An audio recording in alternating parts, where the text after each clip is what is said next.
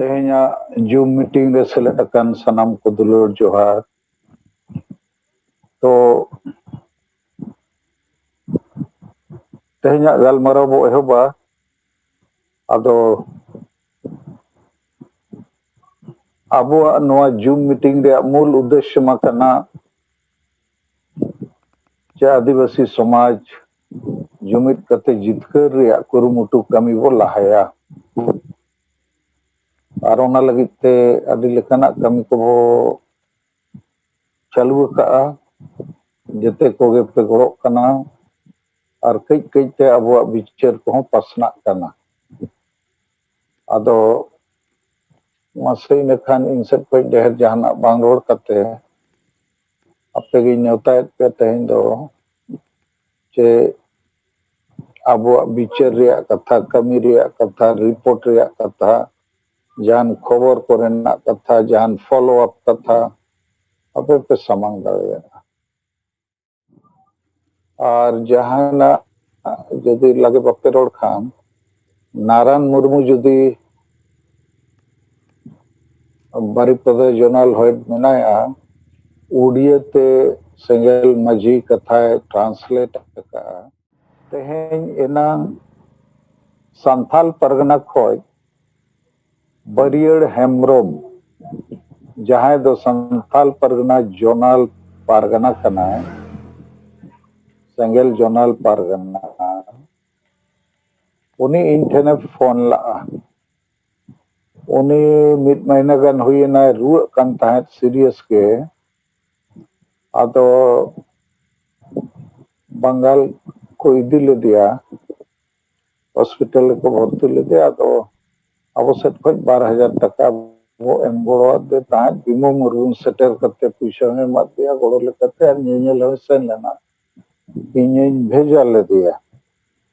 अदो उनी तेहेन फोन करते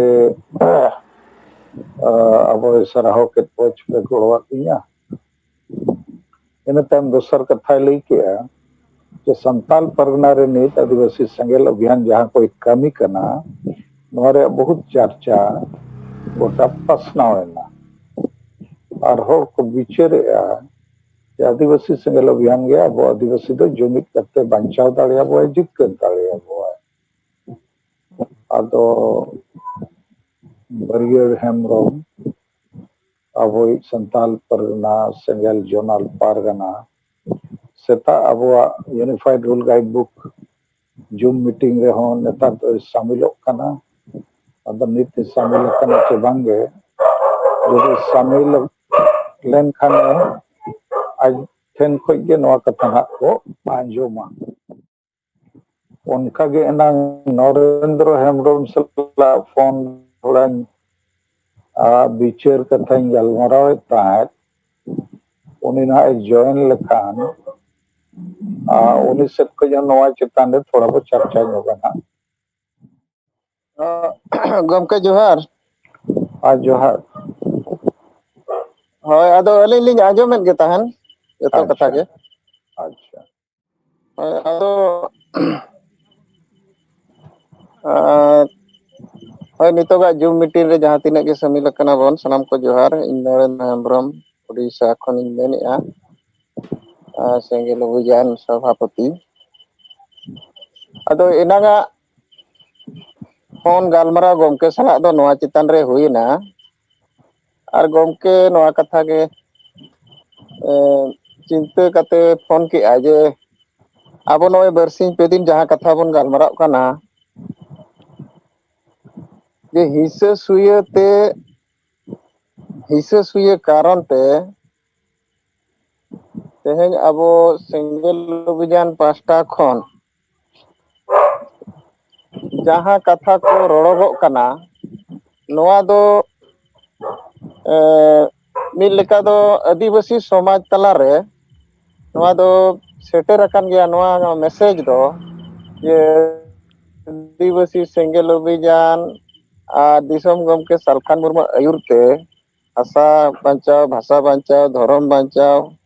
चाकरी नौकरी बांचाव आदिवासी बांचाव लेकाना कथा को रोड़गो कना आदो नोआ कथा को बाड़ाय काते आंजम काते हो अडी गान नितो आबो सामाजिक संगठन को मेनाआ और ओना रेन आयुरिया को और बांखान बुद्धिजीवी चाकरी नौकरी होर को नोआ को बाको रोड़ेगा बाको रोड़ेगा चेदा बाको रोड़ेगा आदो नोआ गे ना बोन मेनेआ नुकु दो हिस्सा सुया कारण ते बाको रोड़ेगा चेद हिस्सा सुया जे नोआ कथा जुदी बोन रोड़ लेखान सालखान मुर्मुआ nyutum हुयुआ और नोआ हिस्सा सुया तको नोंका मेनाआ जे भाषा बचावन बांग बचावन धर्म बचावन बांग बचावन ओना खन दो आको लगन ते दो मारांग कना जे हिस्सा सुया और ओना हिस्सा सुया रे नुकु दिसम गुरु शिबू सोरेन और ओल गुरु रघुनाथ मुर्मू को उपयोगित किना नुकिना nyutum ते नुकु आको बाकी आदिवासी ठेन नोआ सदर सनायत को लयु सनायत को जे आले गे सावता समाज रे आदले कमी कना आदो नुकु दो दिसम गुरु शिबू सोरेन और नोए ना गुरु गमके या जहाँ nyutum रे बखान नुकु उमूल रे नुकु दो आको बांचाव लगन आको को बांचाव लगन को कमी कना आदो नुकु दो केवल आको स्वार्थ आको संगठन आको लाभ खातिर गे नुकु दो हिस्सा सुयते नोआ को सरिया कथा बाको रोड़ेआ बाको लइआ आदो नोआ कथा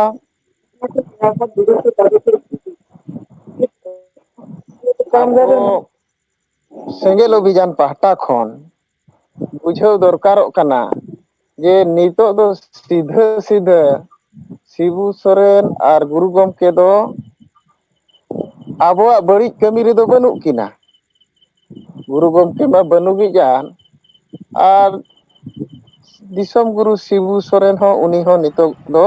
उनका ता समाज रे चेत हो माने उनी हो मिट लेका दो बनु गी लेका गे आदो नुकिन तो नितो दो आबो समाज बड़ी कमी रे दो बनु किना आदो नुकिना उमूल रे जहां मेना को नुकु को गे आदो उनको दो मिट लेका ते दो बोन उरुम चिन्ह अकात को और नय सुखदेव किसकु बोकारो ताबन जहां 15 जना लिस्ट ऑल काते सोशल मीडिया करे अड़ा आकाय आदो नुकु नोनकान को गे और ओना सावते आरो किछि गान बोन एड दाड़ेया को जहां तिना नुकु बुद्धिजीवी को चाकरी नौकरी करे मेना को नुकु को हो तो नुकु को गे आबो दो सीधा सीधा वैचारिक रूप ते नुकु गे हमला को दरकारो कना शिबू सोरेन और दिसम गुरु शिबू सोरेन और नय ओल गुरु रघुनाथ मुर्मू दो नुकिन दो आबो हमला काते बखान नुकिना विरोध काते नितो आबो बन रोड खान दो नोआ रे दो विशेष फायदा दो बनु अनि मेनखान उनकिना उमूल रे जहां तिना मेना को नुकु गे आबो बन सामांग लेको खान जे नुकु कना को जे आबो हासा बांचाव भाषा बांचाव और सालखान मुर्मू समाज रे बांग स्थापित रेया दो नुकु कना को दोषीदार और ओना खातिर ते नितो आबो आदिवासी समाज झारखंड दिसम जाम काते हो को कोय को लेका गे और परसी अष्टम सूची रे शामिल काते हो नित धबी नोआ रे लाभ बाबन नाम लेआ और नोए सोना लेकान झारखंड दिसम बन एड़े होचो कना आदो नोआ कथा गे आबोरिन लीडर को नोए बरसिन दिन अपन चर्चा जहां तिना गे कार्यकर्ता लीडर को मेना को ताबना नोआ कथा गे आबो बुझाव हुयुआ तो गमके तिकिना चिंता भावना दो नोआ जे आबोरिन लीडर को कार्यकर्ता को नोआ को ठीक सही को बुझाव चे बांगा बुझाव दरकार और ओना लाइन रे अब कमी दरकार जे नुकु जुदी ठीक सही अब बन हमला कोआ एनखान दो नोआ दो समाज हो बिचारा और उनको हो समाज सामार को सदरोआ ᱟᱨ ᱩᱱᱠᱩ ᱦᱚᱸ ᱵᱤᱪᱟᱹᱨ ᱦᱩᱭ ᱟᱠᱚᱣᱟ ᱡᱮ ᱟᱞᱮ ᱫᱚ ᱱᱤᱛᱚᱜ ᱫᱚᱠᱚ ᱩᱨᱩᱢ ᱠᱮᱫ ᱞᱮᱭᱟ ᱠᱚ ᱟᱨ ᱱᱤᱛᱚᱜ ᱫᱚ ᱵᱟᱠᱚ ᱟᱲᱟᱜ ᱟᱞᱮ ᱜᱮᱭᱟ ᱟᱨ ᱵᱟᱹᱠᱤ ᱦᱚᱲ ᱦᱚᱸᱠᱚ ᱴᱷᱤᱠᱟᱹᱭᱟ ᱱᱩᱠᱩ ᱜᱮ ᱥᱟᱹᱨᱤᱜᱮ ᱥᱚᱢᱟᱡᱽ ᱨᱮᱱ ᱫᱚ ᱥᱟᱞᱠᱷᱟᱱ ᱢᱩᱨᱢᱩ ᱫᱚ ᱠᱚ ᱵᱤᱨᱳধ ᱨᱮ ᱢᱮᱱᱟᱜ ᱠᱚᱣᱟ ᱟᱨ ᱥᱟᱞᱠᱷᱟᱱ ᱢᱩᱨᱢᱩ ᱜᱮ ᱢᱤᱫᱴᱤᱡ ᱱᱮᱛᱟ ᱡᱟᱦᱟᱸᱭ ᱪᱮ ᱱᱤᱛ ᱫᱷᱟᱹᱵᱤᱡ ᱱᱚᱜᱼᱚᱭ 1980 ᱠᱷᱚᱱ ᱟᱹᱫᱤᱵᱟᱹᱥᱤ ᱦᱟᱥᱟ ᱵᱷᱟᱥᱟ ᱡᱟᱹᱛᱤ ᱫᱷᱚᱨᱚᱢ ᱵᱟᱧᱪᱟᱣ ᱠᱟᱹᱢᱤᱨᱮ ᱞᱟᱜᱟᱛᱟᱨᱮ ᱨᱚᱲᱮᱜᱼᱟᱭ ᱠᱟᱹᱢᱤᱭᱮᱫᱼᱟ ᱟᱨ ᱛᱤᱱᱟᱹᱜ ᱜᱟᱱ ᱠᱟᱹᱢᱤ ᱠᱟᱛᱮ ᱦᱚᱸᱭ ᱫᱮᱠᱷᱟᱣ ᱟᱠᱟᱜᱼᱟ ᱟᱫᱚ ᱱᱚᱣᱟ ᱠᱟᱛᱷᱟ ᱟᱵᱚ ᱵᱚᱱ ᱥᱛᱷᱟᱯᱤᱛ ᱫᱟᱲᱮᱭᱟᱜᱼᱟ ᱟᱫᱚ ᱢᱚᱴᱟᱢᱩᱴᱤ ᱠᱟᱛᱷᱟ ᱫᱚ ᱱᱚᱣᱟ ᱜᱮ ᱡᱮ ᱥᱤᱵᱩ ᱥᱚᱨᱮᱱ ᱫᱤᱥᱚᱢ ᱜᱩᱨᱩ ᱟᱨ ᱚᱞ ᱜᱩᱨᱩ ᱯᱚᱸᱰᱤᱛ ᱨᱚᱜᱷᱩᱱᱟᱛᱷ ᱢᱩᱨᱢᱩᱣᱟᱜ ᱩᱢᱮᱨ ᱨᱮ ᱵᱟᱠᱷᱟᱱ ᱱᱩᱠᱤᱱᱟᱜ ᱧᱩᱛᱩᱢ ᱩᱯᱭᱳᱜᱽ ᱠᱟᱛᱮ ᱡᱟᱦᱟᱸ ᱛᱤᱱᱟᱹᱜ ᱜᱮ ᱠᱚ ᱠᱟᱹᱢᱤ ᱠᱟᱱᱟ ᱟᱨ ᱩᱱᱠᱩ ᱫᱚ ᱥᱟᱞᱠᱷᱟᱱ ᱢᱩᱨᱢᱩᱣᱟᱜ ᱧᱩᱛᱩᱢ ᱟᱞᱚ ᱦᱩᱭᱩᱜ ᱠᱷᱟᱹᱛᱤᱨ ᱦᱤᱥᱟᱹ ᱥᱩᱭᱟᱹ ᱠᱟᱨᱚᱱ ᱛᱮ ᱡᱮ ᱥᱚᱢᱟᱡᱽ ᱵᱟᱧᱪᱟᱜ ᱵᱟᱭ ᱵᱟᱧᱪᱟᱜ ᱢᱮᱱᱠᱷᱟᱱ ᱥᱟᱞᱠᱷᱟᱱ ᱢᱩᱨᱢᱩᱣᱟᱜ ᱧᱩᱛᱩᱢ ᱟᱞᱚ ᱦᱩᱭᱩᱜ ᱢᱟ ᱱᱚᱣᱟ ᱞᱟᱭᱤᱱ ᱨᱮ ᱱᱩᱠᱩ ᱠᱚ ᱠᱟᱹᱢᱤ ᱠᱟᱱᱟ ᱟᱫᱚ ᱱᱩᱠᱩ ᱜᱮ ᱧᱮᱞ ᱯᱩᱥᱴᱟᱹᱣ ᱩᱨᱩᱢ ᱠᱟᱛᱮ ᱟᱵᱚ ᱯᱟᱥᱴᱟ ᱠᱷᱚᱱ ᱦᱚᱸ ᱞᱟᱜᱟᱛᱟᱨ ᱱᱩᱠᱩ ᱪᱮᱛᱟᱱ ᱨᱮ ᱦᱟᱢᱞᱟ ᱦᱩᱭᱩᱜᱼᱟ ᱱᱚᱣᱟ ᱜᱮ ᱱᱤᱛᱚᱜ ᱟᱵᱚ ᱨᱚᱲᱱᱤᱛᱤ ᱞᱮᱠᱟᱛᱮᱵᱚᱱ ᱠᱟᱹᱢᱤᱭᱟ ᱟᱫᱚ ᱜᱚᱢᱠᱮ ᱛᱤᱠᱤᱱ ᱫᱚ ᱱᱚᱣᱟ ᱠᱟᱛᱷᱟ ᱜᱮ ᱯᱷᱳᱱ ᱠᱟᱛᱮ ᱮᱱᱟᱝ ᱟᱹᱰᱤ ᱜᱷᱟᱹᱲᱤᱡ ᱱᱚᱣᱟ ᱠᱟᱛᱷᱟ ᱜᱮᱠᱤᱱ ᱯᱷᱳᱱ ᱛᱮᱠᱤᱱ ᱞᱟᱹᱭᱟᱫ ᱞᱤᱧᱟ ᱟᱫᱚ ᱤᱧ ᱞᱮᱠᱟᱛᱮ ᱤᱧ ᱦᱚᱧ ᱞᱟᱹᱭ ᱠᱮᱫᱼᱟ ᱡᱮ ᱟᱵᱚᱨᱮᱱ ᱞᱤᱰᱟᱨ ᱠᱚ ᱵᱩᱡᱷᱟᱹᱣᱮᱫ ᱜᱮᱭᱟ ᱠᱚ ᱟᱫᱚ ᱟᱨᱦᱚᱸ ᱯᱩᱥᱴᱟᱹᱣ ᱥᱟᱺᱦᱤᱡ ᱵᱩᱡᱷᱟᱹᱣ ᱫᱚᱨᱠᱟর ᱟᱨ ᱚᱱᱟ ᱞᱟᱹᱭᱤᱱ ᱨᱮᱵᱚᱱ ᱠᱟᱹᱢᱤᱭᱟ ᱟᱫᱚ ᱱᱤᱭᱟᱹ ᱠᱚᱜᱮ ᱢᱚᱴᱟᱢᱩᱴᱤ ᱜᱚᱢᱠᱮ ᱫᱚ ᱟᱹᱞᱤᱧ ᱥᱟᱞᱟᱜ ᱱᱚᱣᱟ ᱠᱚᱜᱮ ᱞᱟᱹᱭ ᱵᱟᱲᱟ ᱧᱚᱜᱟᱜ ᱞᱤᱧᱟᱹ ᱟᱫᱚ ᱱᱚᱣᱟ ᱠᱟᱛᱷᱟ ᱜᱮ ᱱᱤᱛᱚᱜ ᱡᱩᱢ ᱢᱤᱴᱤᱝ ᱨᱤᱧ ᱥᱚᱫᱚᱨ ᱧᱚᱜ ᱠᱮᱫ ᱛᱟᱵᱚᱱᱟ ᱟᱫᱚ ᱢᱟ ᱱᱤᱛᱚᱜ ᱡᱚᱠᱷᱟ ᱫᱚ ᱤᱱᱟᱹᱜ ᱜᱮ ᱤᱧ ᱯᱟᱦᱴᱟ ᱠᱷᱚᱱ ᱫᱚ ᱥᱟᱱᱟᱢ ᱠᱚ ᱡᱚᱦᱟᱨ ᱢᱟᱛᱟᱵᱚ ᱟᱨ ᱡᱟᱦᱟᱸᱭ ᱠᱚ ᱡᱟᱦᱟᱱᱟᱜ ᱠᱚ ᱨᱚᱲ ᱥᱟᱱᱟ ᱯᱮᱭᱟ ᱵᱚ ᱟᱸᱡᱚᱢ ᱯᱮᱭᱟ हेलो हाँ साबिन बीमो मुर्मू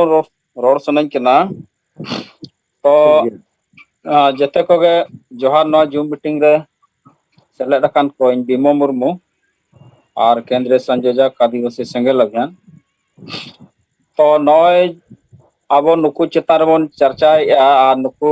ठीक गे नुकु दबन साला नाम केत कोआ और नेतो आबो नुकु गे केंद्र कते और नुकु चेतान रे आबो हमला हुआ चाहे सोशल मीडिया थ्रू ते या पेपर एमान कोते नुकु रे हमला रे आदो नवा गे बन हमला कोई उहर लेका तेदो जे नुकु जहां अब समाज चे आम पब्लिक जहां ना 90% मेना कोआ नुकु तलार नुकु के अब नवा माध्यम तेबन नवा बन समांग कोआ चे नुकु कना को असली दुश्मन नुकु जहां तला रे मेना कोआ आदो नुकु माने संगठन ᱧᱩᱛᱩᱢ ᱛᱮ ᱚᱱᱟ ᱠᱚ ᱪᱟᱞᱟᱣᱮᱜᱼᱟ ᱪᱟᱞᱮ ᱱᱚᱣᱟ ᱡᱟᱦᱟᱸ ᱜᱮ ᱱᱚᱣᱟ ᱱᱟᱦᱟᱜ ᱟᱠᱚᱣᱟᱜ ᱥᱚᱝᱜᱚᱴᱷᱚᱱ ᱢᱮᱱᱟᱜᱼᱟ ᱱᱚᱣᱟ ᱨᱟइटर्स हुई कान चाहे महाल हुई कान चारों उनकानाग जहानाग ᱧᱩᱛᱩᱢ ᱛᱮᱠᱚ ᱪᱟᱞᱟᱣᱮᱜᱼᱟ चे संताल काउंसिल इंटरनेशनल तो नवा ᱧᱩᱛᱩᱢ ते आदो नुकु अब हमला द नवा गे चे नुकु कना को बायरी आदो नुकु लातार हो माने आबोरी जहां आम जनता मेना कोआ नुकु हो कथा तो को आंधा दहो काट कोआ बाको लइया कि आबो हासा भाषा जाति धर्म चेल लेकर बंचावा ओका लेकर बंचावा ओना नुकु बाको लइया और ओंडे खन चेतान रहो नुकु माने नुकु गे जहां नेतो आबो तला रे जहां जे आदिवासी जहां वोट इदी कते आदिवासी पार्टी लेकाते जहां नेतो जहां शिबू सोरेन बन मेनेया तो नुकु गे कथा दो नुकु को दिपिल लकातेया और नुकु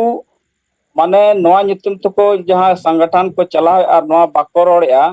भाषा भाषा जाति धर्म बंचाव रे कथा न जहां बन चर्चाया अदो ओना लेकाता बो नुकु बन मेना चे नुकु कना का असली दुश्मन अदो नुकु गे अब बाको रोड़ते तेहें अब राजभाषा बाय नामक कना अब माने नोडेना डोमिसाइल बाय हुई कना अब सरना धर्म बाय हुई कना अदो ओना लेकाते अब नुकु लय पसनाव हुआ और जेमन नुकु आम पब्लिक को नुकु बेस तको चिन्हव कोमा अदो ओना लेकाते इᱧᱟᱹᱜ कथा दो निये गे जे नुकु चेतान रे आबो बाबन हमलायना अनु नुकु कना को असली दुश्मन नुकु बाको जुमिद होचोआग कना चेतान रहो बाको रोड़ होचो दाड़े को कना और भोट बेड़ा रे नुकु गे ओना दलाल कतेत आबो हाडी परवे चखना नुकु को आगुइया नोते हासता बासा जाति रदम कोई आंदोलन तक बनुआ आदो ओना लेकाते नुकु चेतान रे बन हमलाया ओना गे आबो नतो माने मेन कामी दो ताकि नुकु को बेस को ठिका कमा तो इने कथा दो निये गमा सलाम को जोहार हेलो हाँ हेलो आंजम करना हाँ सर जोहार गे जोहार नवा संगठन कथा सर कथा बन लई दो आमा परिचय एमले में मड़ांग हाँ सर अली दो ओडिशा पनत सर बालेश्वर जिला जिला सभापति हाँ अब सेंगल मेना लिया नाकिन नीरा बाबू तकिन हाँ दिन बड़े किन अदो कमी होरा सर ठीक चालू कना तापर संगठन कथा सर नय ओकाबन लई दो ओडा मिटा संगठन ताहे कना मिटा इल्लो अब संतोषपुरा कथा ओका हाँ रकाब लन ताबन कथा जाहेरगढ़ विषय तुमको छत्तीस को मंदिर को बना दो उनको ठेना को चलाव लन नुको संतोषपुरा रिन माजी मापांजी को नौका नौका दे गड़वा लेते आदो बाको गड़वा को खान को हानते नाते ये वाला कथा दो अब सेंगल को कथा को आंजम केते उनको आदो को हेजना आले थी हेजनते खान को ले हो गड़वा पे आले ताहने आले सिस्टम दो नौका नवा सिस्टम ते जदी पे हिजु खान दले गड़वा पे आले दो सेंगल परिवार तापरे माजी सेंगल माजी कोले जाला चला तो गड़वा kan खान दो गड़वा पे आले आर बांग गड़वा दाया और उनको ठन चला हमका ले तो इन पर आदा पते तो हेजनते जहाँ को गड़वा को तापरे ओका जो नडे मेना का आदिवासी सुरक्षा मंच ओना दो बामसेप परिचालित सर आदो उनको बामसेप वाला ओका को लया nyutum ge खाली आदिवासी सुरक्षा मंच को nyutum का उनको बामसेप जो ना को बामसेप रिन को परिचालित है आदो ओना उनका अबरन हर मासर nyutum मा अब को nyutum का कना kami do दिक्कु ठन खन गे को परिचालित होचो कना आदो ओना को ले बुझो बड़ा तादो उनको को लया 2019 मसिया खन उनको ताय बल्ला एक्सपीरियंस डिस्पुट मा ताहे कान गे किंतु बाको गगो कान खातिर ते आदो नितो आपे दिसु दिसु दुक अले पे चले तारे मा जाहर गाल ले दु वरदा इल्ला वर पडन सारना कथा मा तें मेगरा वो तकिन की चला अकिन मेगरा दा तकिन बजारा की था उनकिन नेल कथा जहां रिपोर्ट की ये के ako मंदिर को बना लेखन जाहर गाल दो अड़ी हुडी तो जाहर जगह दो अब ये कान्हू अमा साउंड थोड़ा बढ़ाव ᱧᱚᱜ दाड़िया खान आवाज तम हाँ सर नितो हुई कना सर हाँ नित ठीक है ना हाँ सर अदो ओने अंका सर अब मा कमा दुनिया को बनाव का बाको गड़वा बन कना गड़वा मा भागी ये नते दा उनको को दले साइज दिगो सर अदो नोनका विचार माध्यम ते गे ठीक है अदो सर इनगली मेन आलिंग बा अदो अबिन ना कड़ी सजेशन कड़ी बिन एम लेखन चेक लेकारे उनको को ओंडे बस्ता ब्लॉक पड़ा तना ना ब्लॉक सारा हते बाबो को गड़वा बना हतो ako ko मेन kan ता अदो ब्लॉक लेवल रे अब सेंगल रिन पदाधिकारी को पे नियुक्त तकत को हाँ अच्छा अदो मिद दिन मड़ांग हो इन नो सजेशन इन एमला सर जे जहां अतुरिया जाहिर रे मंदिर बनाव को चेष्टाए मड़ांग में उनको अतुरिन हौसला बेसई अपे गालमराव दरकार और गड़वा को दरकार ओना सलाह तेगे ओना पंचायत रे जहां तीना अतु मेना हाँ सर को हो मिठेन हो कते नवा अतु रे और गालमराव लेको खान पूरे पंचायत रे मान लिया 10 अतु मेना अदो उनको बुझे हुई गपा आपे जाहिर रे हो नौका के मंदिर बनाव रे को चेष्टाया सर जोदि नोआ अतु रे नोआ बाबो अटकाव दाड़ेयागा एनखान आपे अतु रे हन नोआ ना बाय अटका हाँ सर जेते होड़ मेशा कते नोआ बो विरोधा आदो उनका उनको बुझाव कोपे आर जेते अतु रे सेंगेल माझी को बनाव रेया आदिवासी सेंगेल अभियान रे विचार धारा को लई पुस्तक को दरकार हाँ सर आदो निया गिन मेन दाड़ेया नित दो हाँ सर आर आरे आपे हाँ आर आपे लगातार कुरुमुटु दरकार हाँ आर सर तो चलो आर थाना पुलिस करे हो ऑल कते एम का दरकार हाँ एम करना सर ना हाँ ठीक है मा आर चेक मेन सनाइड में आर मिट्टा मेन सर सारा इन हाँ मिट्टा नौका हुई करना ना दो 2011 मसीहा रे मिट्टी एलिकेस से काटिले अब सांतार 40 बছর हुईना उनी दो ओड़ा आकने अंडा ओना केस इलान ता इन लो ओना चलाव कते इन आर मेघाय बाबू जाहो ओना लिंग सॉल्व का किंतु फुल दो बांग सॉल्व करना लॉकडाउन खातिर तो बांग इए करना अब ओडे सांतार 40 बছর हुईना उंडा ओड़ा आकने नुकु दिक्कु उनिया नितुम 9 एकड़ संपत्ति मेना 4 डिसमिल पट्टा फिरे कराव का आजा प्लॉट चेतान रे बिना सरजमीन तदंत से सर तापर उनिया ओड़ा को 2019 रे मिधा को रापुत बड़ा लेता है तापर नौका के दे बड़ा के को कड़ा को उन पर जेल फेल को इदिले थाना को इदिले पता के तापर निया धा दा रहो को सर्वर कमिश्नर चला लेना रापुदा मेन तोला तापर जहो अली ठन फोन हेजना इन यार मेग्राय बाबू अदरी सेटरना सेटर परे तापर ना आको चिट्ठी का हा तो भेजा ले दो हडे कलेक्टर ऑफिस को सर्वर इन से उनी सर्वर कमिश्नर ओड़ा रापुद लगे तो कहा फोर्स को इदी कते चलावा कने अदो अलिंग सेटरन सा अलिंग के हाथे अलिंग कड़ी बुझल नेल अलिंग चलाना अलिंग अरे ऑफिस रे चिट्ठी बनू का तापरे नोटे निना नंबर चिट्ठी मेना का कि बांगा बनू का तबे खान नोमा आबिनो लोकल अथॉरिटी कना भी आबिन चिट्ठी हिजे रे कथा के लेकान कथा नोआ इन परे तहसील कॉल के तहसील ठन बांग बनू का आइए तबे ना दो फॉर्जरी गया तायम मा इने कथा लिंग मेता को खान मार मा उनको मा ओकासन को उठेन मारवा पांजा बाड़ा के कलिंग बाली नाम ले आदो हुडिंग सड़क धारे कना बाजार धारे ये जगह कना तो दिकवा नजर पाव कना ओडे आदो संगे संग ओडे तिगो कते गे मेता को कना लिंग ओडे खुंटी खुंटी मा मेना कते नोडे ओड़ा को तिगो उतरा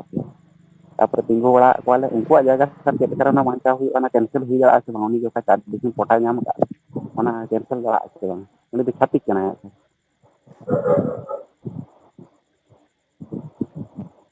उनको नितो दाड़ी भाई को गोगड़ो कना सर अब ये ते सिंगल पार्टा ओना कामी हुई कान की ठीक गया अब जुमित कते के नवा को दो पे बंचाव दाड़ेया नित जेखा मा ठीक गे पे कमी करना मा लगाव को ते हुआ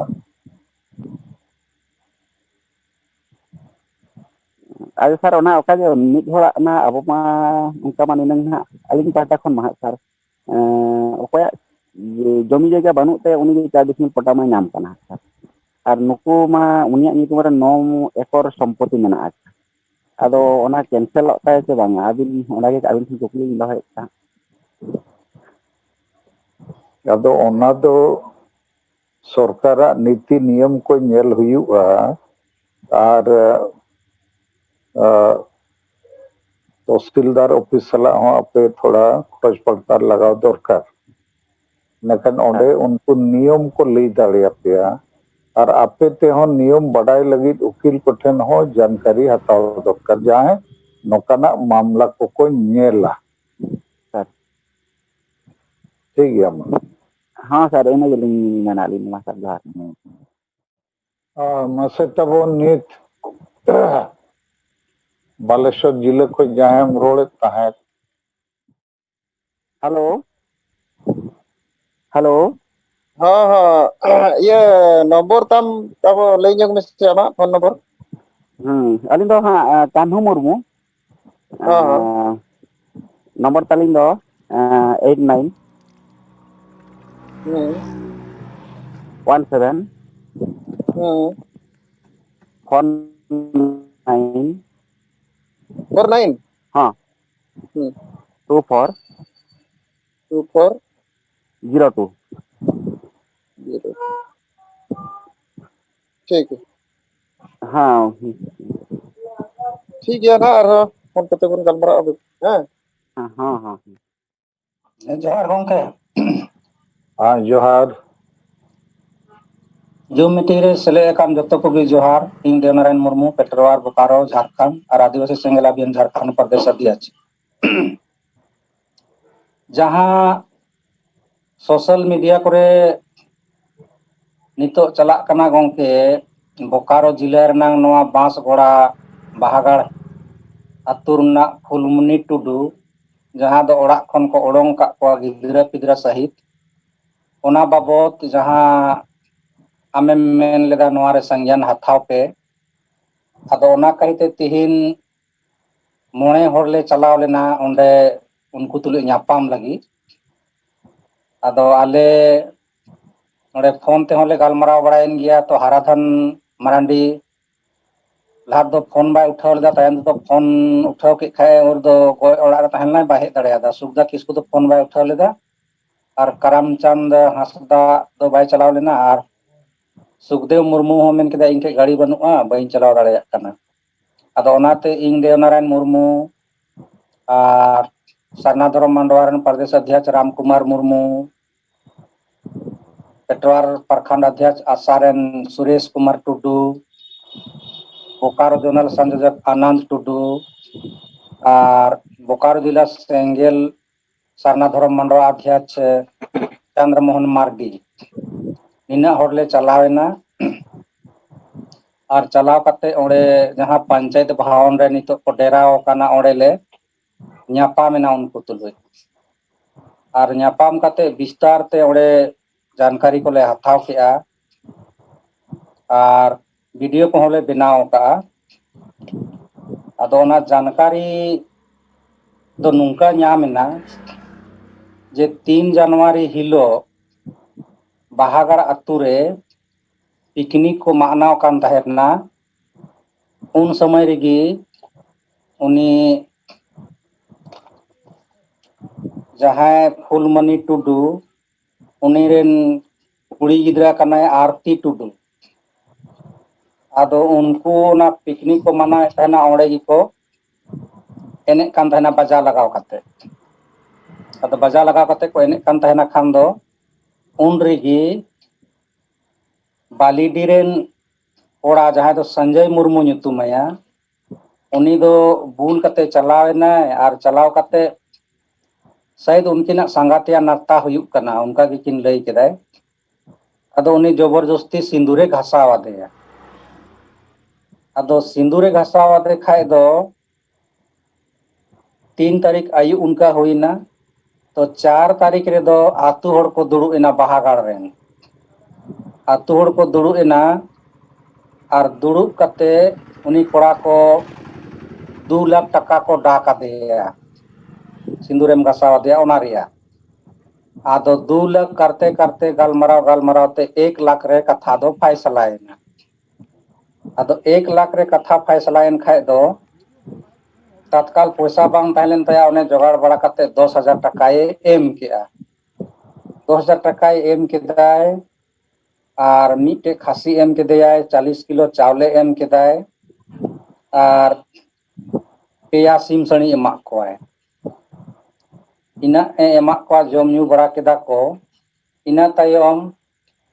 नेता दिया को 3 दिन ते और पैसा दो में माहले और 90,000 दो आदो 3 महीना रे टाइम में हथाव केआ 3 महीना रे टाइम उनी हथाव के खाए आदो नुकु आतु हड़ दबाव एम कते माने जहां कुड़ी रेन एंगात कनाय है फुलमुनी टुडू उनी की गारंटर को बनाव के दिया मेता दिया को नई कोड़ा यदि 90,000 टका बाय अगुया बाय एमोआ मेनखाय दो आम खे को 90,000 टका ले हतावा चिदा से आमरन कुड़ी की इतुर का दे आमरन कुड़ी की सिंदूर का दे आदो ओनाते नई की गारंटर को बनाव के दिया आदो जैसे 3 महीना कुड़ावेना आदो तगादाय को लगावेना कि आम पैसा दे 90,000 टका आदो नई 90,000 टका करे ᱧᱟᱢᱟ उनी हो शायद फोन बड़ाय कना को तो मेन दे इनके पैसा बनु आर बाय हिजुक कना आदो ओनाते नुकुटे दबाव को डालाव को लगावेना दबाव को डालाव को लगावेन का तो 11 मई हिलो नुकु दो ओड़ा को ओडोंग का कोआ ओड़ा को ओडोंग का कोआ आर आकु दो को ताहेना 2 दिन पे दिन को ताहरा बड़ा कते गालमाराव नेहर बड़ा केदा को तो आरो पे दिन का समय को एमा को और ओड़ा को झी रुवाड़ा को जैसे पे दिन पारो मेना आरो फिर तागा को लगावेना तागा को लगावेन खाय दो तकार पैसा को ᱧᱟᱢᱟ नाते 21 मई हिलो दो आरो ओने को ओडोंग का को ओड़ा दुआर को ताली के तको ताली कते को ओडोंग का को आदो उन रेगी उनी आयो हर दो चलावेनाय ओने माराफारी थाना रे लालिस केदाय ऑल बेल कते दो बाय एम का आसरी पे लालिस केदा अब लालिस के खाने थाना प्रभारी ओने हे एनाय हे कते ओने आतुरे बुझाव बड़ा केदाय समझाव बड़ा को ताहेनाय आदो थाना प्रभारी मेन केदाय ओंडे नितो आम ताहे दाड़े अड़ी मुश्किल गिया आतु टोला रन हर जुदा को अटकारोक कना ओनाते ओने पंचायत भवन रे फिलहाल दो दोहो हटो का कोआ और दोहो हटो का कोआ यारे मेता को फिलहाल जहां करे भाड़ा करते ओड़ा पे जोगाड़ दाड़े आम कन इन भाड़ा 1 महीना रे दुन एमा और 1 महीना रे खर्चा हिन कुड़ा पिया इनाते मसला पाछे शांतोआ तो तालुक पे आदो नुकु कारे को तालुक का भाड़ा ओड़ा दो बाको तालुक दाड़े कावदा आदो जोम न्यू दो होला हो और तीन हो प्रशासन को सेटेर हटो कावा कोआ और फोन ते हो हाल चाल को हत्थावे तकोआ आदो ओनारे उनी आयो हरेन दो मेना कोताया मोने गोटे कोड़ा गिद्रा और बारिया कुड़ी गिद्रा ओनारे कोड़ा गिद्रा दो मिटने बाहू कावदेया और उनी रेन हो पेया गिद्रा मेना कोआ जहां दो सुरे टुडू nyutumaya और मिटे कुड़ी गिद्रा हो जावाए कादेया तो बारिया की बपला का किनाय और बाकी 5 टा दो को डंगुआ गिताया पेया कोड़ा दो बाहरे कामी को चलाओ कना सुरय टुडू संजय टुडू और अजय टुडू उनको तो बाहरे कामी रे हेना कोआ और बाकी काटी मटी गिदर सहित नुकु 7 टा दो मेना कोआ नुकु पंचायत भवन रे नितो को दोहो का कोआ आदो नोवा रे आले तालुक ले लगावेना जे नोवा आपे नुना हाल जे हुयन तपेया नोवा रे दो ओकोय कोआ माने ढेर हाथ मेना आतुरेन दो आतुरेन गी तो सानाम कोते दो जहां जहां दो मीत दो बाको रोडे थाना थे जहां को ला काम थाना नोवा रे आदो को मेन केदा हे उनको को nyutum होले लई गिया ओनारे आले nyutum को एमा लेया मिटे दो कानवार मुर्मू मिटेन चंद्रमोहन हेम्ब्रम मिटे धुनु मुर्मू मिटे आंता मुर्मू दो जहां मांझी हराम हपन कनाय आदो मांझिया दो नितो नुई की कामी कनाय बाबा दे हरामेना अंता मुर्मू नुई और मिटे दुपू हेम्ब्रम और मिटे शांति सोरेन दो जेमेम रेन लीडर कनाय और बोकारो जिला महिला मोर्चा या तो अध्यक्ष कना या उपाध्यक्ष कना इनका ये पोस्ट रे मेनाया आदो पूरा कहानी नोड़ेले टामडाव ᱧᱟᱢ केदा तो टामडाव ᱧᱟᱢ रे तायम ते आज तेगे लई लगावेनाय जेकि नोआ रे दो ना 90,000 टका और नुना ढेर दाड़ों और नुना तगादा और आले ओड़ा खoj ओड़क ले रे दो पूरा पूरे नुई शांति सोरेन जहां जेएमएम लीडर कने नुया हाथ गी कना नुई की पूरा रणनीति बनाव का या नुया दिशा निर्देश गे नुंका दो हुयना मेनदा नितो हो जहां ओना ए दिन आले ओड़ा रचा रे को ओड़क ले ओड़े को दोहो लेया उन समय आड़े पासे रेन होड़ दाका को अगुवाले कान थाना पिठा को अगुवाले कान थाना तो चलाव कते धमकाव की को जे नुकु तुल जहां पे रोड़ा उनका उनको होले बारन काते ओनाते तायम ते उनको रोड बाको लगावेना हले तुल आदो ओना कहते नोय नितो दो नोड़े को आगु हटो का ले और ओना साव सावते जैसे कि प्रशासन को चलावेना को तो आरहो मिटेन ओनारे शांति सोरेन माने दिमागे चलाव केदा जे जहां नुकु नितो मेना कोआ जहां ओड़ा रे को तहन कान थाना बाहागढ़ रे ओना ओड़ा दो 25 साल पहले रे सिमल मार्गी ठे को हथाव कादा नुकु दो फुलमणि टुडू ते को 25 साल पहले रे सिमल मार्गी ठे को हथाव कादा और सिमल मार्गी दो बीएसएल एम्प्लॉय कनाय ओनाते क्वार्टर रे को तहन कान थाना आदो क्वार्टर रे को तहन कान थाना और सिमल मार्गी ससुराल दो हुयन ते काकवाटाण जहां दो ओंडे बोकारो सुरगी बीएमपी मोड़ बगल रे मेना आदो काकवाटाण रे ससुराल ताय ᱟᱫᱚ ᱚᱱᱟᱛᱮ ᱠᱟᱠᱣᱟ ᱴᱟᱺᱰ ᱨᱮᱜᱮ ᱩᱱᱠᱩ ᱫᱚ ᱚᱲᱟᱜ ᱫᱩᱣᱟᱹᱨ ᱠᱚ ᱵᱟᱱᱟᱣ ᱠᱮᱫᱟ, ᱢᱟᱱᱮ ᱵᱟᱦᱟ ᱜᱟᱲ ᱫᱚ ᱵᱟᱠᱚ ᱦᱮᱡ ᱨᱩᱣᱟᱹᱲᱚᱜ ᱠᱟᱱᱟ। ᱞᱮᱠᱤᱱ ᱥᱟᱱᱛᱤ ᱥᱚᱨᱮᱱ ᱛᱮᱠᱚ ᱫᱚᱠᱚ ᱵᱟᱲᱟᱭ ᱠᱮᱫᱟ ᱱᱚᱣᱟ ᱨᱮ ᱟᱞᱮ ᱞᱮ ᱯᱷᱟᱥᱟᱣ ᱛᱟᱱᱟᱜᱚᱜᱼᱟ, ᱚᱱᱟ ᱠᱟᱹᱦᱤᱛᱮ ᱠᱟᱠᱣᱟ ᱴᱟᱺᱰ ᱠᱷᱚᱱ ᱩᱱᱤ ᱥᱤᱢᱚᱞ ᱢᱟᱨᱰᱤ ᱥᱟᱱᱛᱤ ᱥᱚᱨᱮᱱ ᱫᱚᱭ ᱟᱹᱜᱩ ᱠᱮᱫᱮᱭᱟ, ᱦᱚ ᱟᱹᱜᱩ ᱠᱮᱫᱮᱭᱟ। ᱟᱨᱮ ᱢᱮᱛᱟᱦᱟᱭ ᱠᱟᱱᱟ ᱟᱢ ᱫᱚ ᱢᱮᱱᱢᱮ ᱱᱚᱣᱟ ᱚᱲᱟᱜ ᱫᱚ ᱤᱧᱟᱹᱜ ᱠᱟᱱᱟ, ᱱᱚᱣᱟ ᱫᱚ ᱵᱷᱟᱲᱟᱛᱮ ᱱᱩᱭ ᱫᱚᱧ ᱮᱢ ᱠᱟᱣᱫᱮᱭᱟ ᱟᱨ ᱱᱤᱛᱤᱧ ᱚᱨᱚᱝ ᱠᱟᱭ ᱠᱟᱱᱟ। ᱛᱚ ᱚᱱᱠᱟ ᱩᱱᱤ ᱦᱮᱡ ᱠᱟᱛᱮ ᱚᱸᱰᱮ ᱨᱚᱲ ᱠᱮᱫᱟᱭ। ᱟᱫᱚ ᱚᱱᱟᱜᱮ ᱛᱟᱭᱚᱢ ᱛᱮ ᱱᱩᱭ ᱢᱮᱱ ᱮᱫᱟᱭ ᱯᱷᱩᱞᱢᱚᱱᱤ ᱴᱩᱰᱩ, ᱚᱲᱟᱜ ᱢᱟ 25 ᱥᱟᱞ ᱯᱟᱦᱞᱮ ᱨᱮᱞᱮ ᱦᱟᱛᱟᱣ ᱟᱠᱟᱫ, ᱚᱱᱟ ᱵᱤᱪ ᱨᱮ ᱟᱞᱮᱭᱟᱜ ᱠᱳᱭ ᱢᱟᱱᱮ ᱪᱮᱫ ᱞᱮᱠᱟ ᱦᱚᱸ ᱢᱟᱱᱮ ᱞᱮᱱᱫᱮᱱ ᱨᱮᱭᱟᱜ ᱠᱳᱭ ᱵᱟᱠᱤ ᱮᱢᱟᱱ ᱪᱮᱫ ᱦᱚᱸ ᱵᱟᱹᱱᱩᱜᱼᱟ,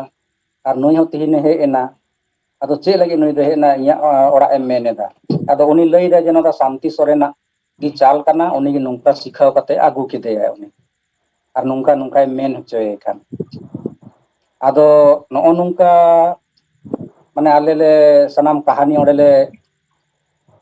ᱴᱟᱺᱰᱩ ᱧᱟᱢ ᱠᱮᱫᱟ, ᱟᱨ ᱡᱮᱞᱮᱠᱟ ᱱᱚᱣᱟ ᱤᱧ ᱞᱟᱹᱭᱫᱟᱹᱧ ᱚᱱᱠᱟᱜᱮ ᱩᱱᱤ ᱵᱷᱤᱰᱤᱭᱳ ᱨᱮ ᱨᱚᱲ ᱟᱠᱟᱜᱼᱟᱭ, ᱵᱷᱤᱰᱤᱭᱳ ᱞᱮ ᱵᱟᱱᱟᱣ ᱟᱹᱜᱩ ᱟᱠᱟᱜᱼᱟ।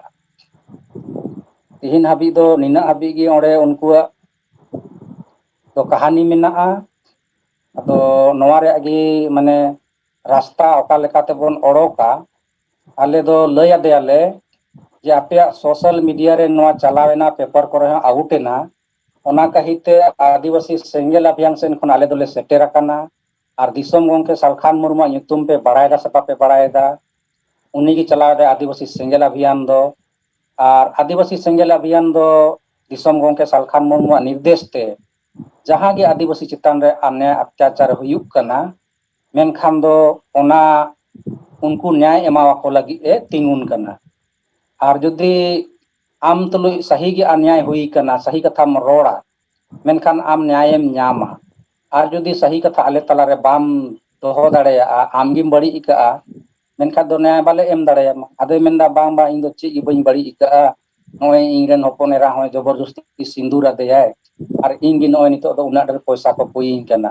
ᱰᱟᱲᱚᱢ ᱩᱱᱤ ᱴᱷᱮᱡ ᱢᱟ ᱵᱟᱠᱚ ᱪᱟᱞᱟᱣ ᱫᱟᱲᱮᱭᱟᱜ ᱠᱟᱱ, ᱟᱫᱚ ᱤᱧ ᱠᱚ ᱠᱩᱭᱤᱧ ᱠᱟᱱᱟ 90,000, ᱚᱠᱟᱨᱮ ᱴᱟᱠᱟᱧ ᱧᱟᱢᱟ ᱤᱧ ᱫᱚ? ᱛᱚ ᱱᱚᱜᱼᱚ ᱱᱚᱝᱠᱟ ᱜᱚᱝᱠᱮ, ᱱᱚᱜᱼᱚ ᱱᱚᱝᱠᱟ ᱨᱤᱯᱳᱨᱴᱤᱝ ᱞᱮ ᱟᱹᱜᱩ ᱠᱮᱫᱟ। ᱱᱚᱜᱼᱚᱭ ᱛᱤᱦᱤᱧ ᱡᱩᱢ ᱢᱤᱴᱤᱝ ᱨᱮ ᱡᱚᱛᱚ ᱠᱚᱵᱚᱱ ᱟᱸᱡᱚᱢ ᱠᱮᱫᱟ, ᱡᱚᱛᱚ ᱠᱚᱜᱮ ᱡᱚᱦᱟᱨ। ᱦᱮᱸ ᱡᱚᱦᱟᱨ। ᱟᱫᱚ ᱫᱮᱵᱱᱟᱨᱟᱭᱚᱱ ᱢᱩᱨᱢᱩ ᱩᱱᱤ ᱠᱚᱲᱟ ᱫᱚᱭ ᱚᱠᱟᱭᱮᱱᱟ? ᱤᱛᱩᱫᱤ ᱤᱛᱩᱫᱤ ᱫᱚ ᱵᱟᱹᱞᱤᱰᱤ ᱨᱮ ᱢᱮᱱᱟᱭᱟ ᱜᱚᱝᱠᱮ, ᱟᱭᱟᱜ ᱚᱲᱟᱜ ᱨᱮ। ᱟᱫᱚ ᱩᱱᱤ ᱫᱚ ᱪᱮᱫᱟᱜ ᱱᱩᱠᱩ ᱟᱛᱩ ᱨᱮᱱ ᱩᱱᱤ ᱫᱚ ᱵᱟᱠᱚ ᱯᱨᱮᱥᱮ ᱠᱟᱱᱟ?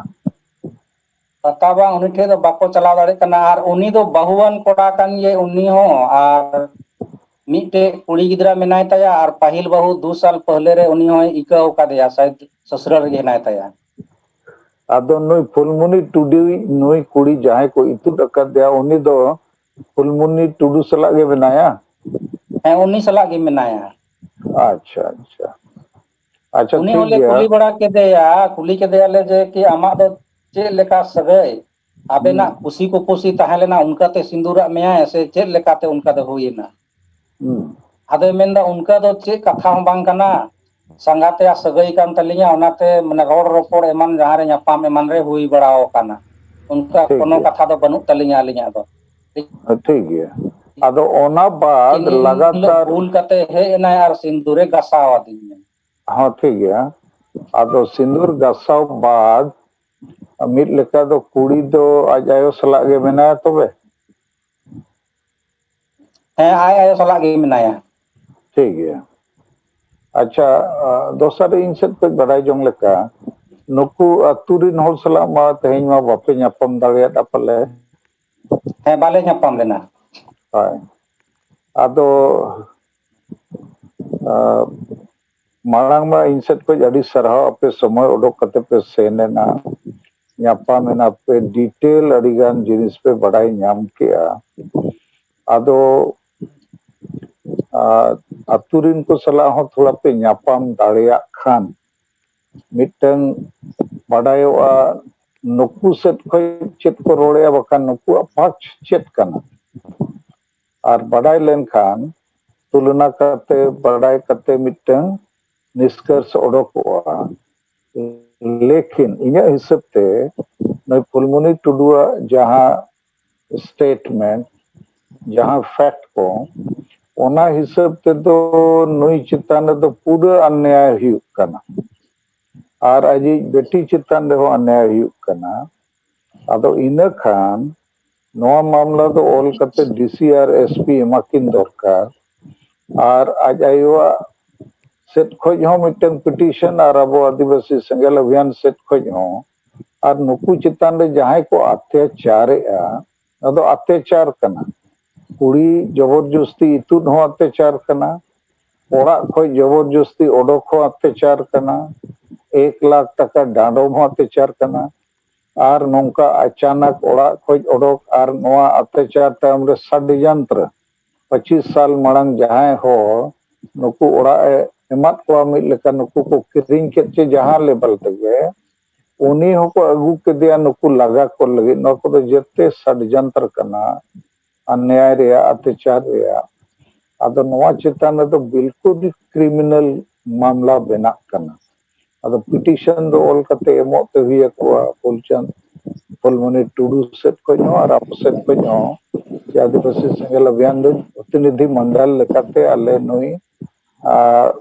भुक्तभोगी महिला और परिवार को सलाह ᱧᱟᱯᱟᱢ कते नोआ कोले पढ़ाई ᱧᱟᱢ केया और नोआ तायम रे उनी जेएमएम री महिला ᱧᱩᱛᱩᱢ प्लस और जहां गे उनी माझी गिद्रे को एक्टिंग माझी नुकु सला बिल्कुल को अन्याय अत्याचार का आदो नुकु दो पूरा न्याय और प्रोटेक्शन ᱧᱟᱢ दरकार आदो उनका कते आपे तिना लगे पे एम दाड़िया बेसबो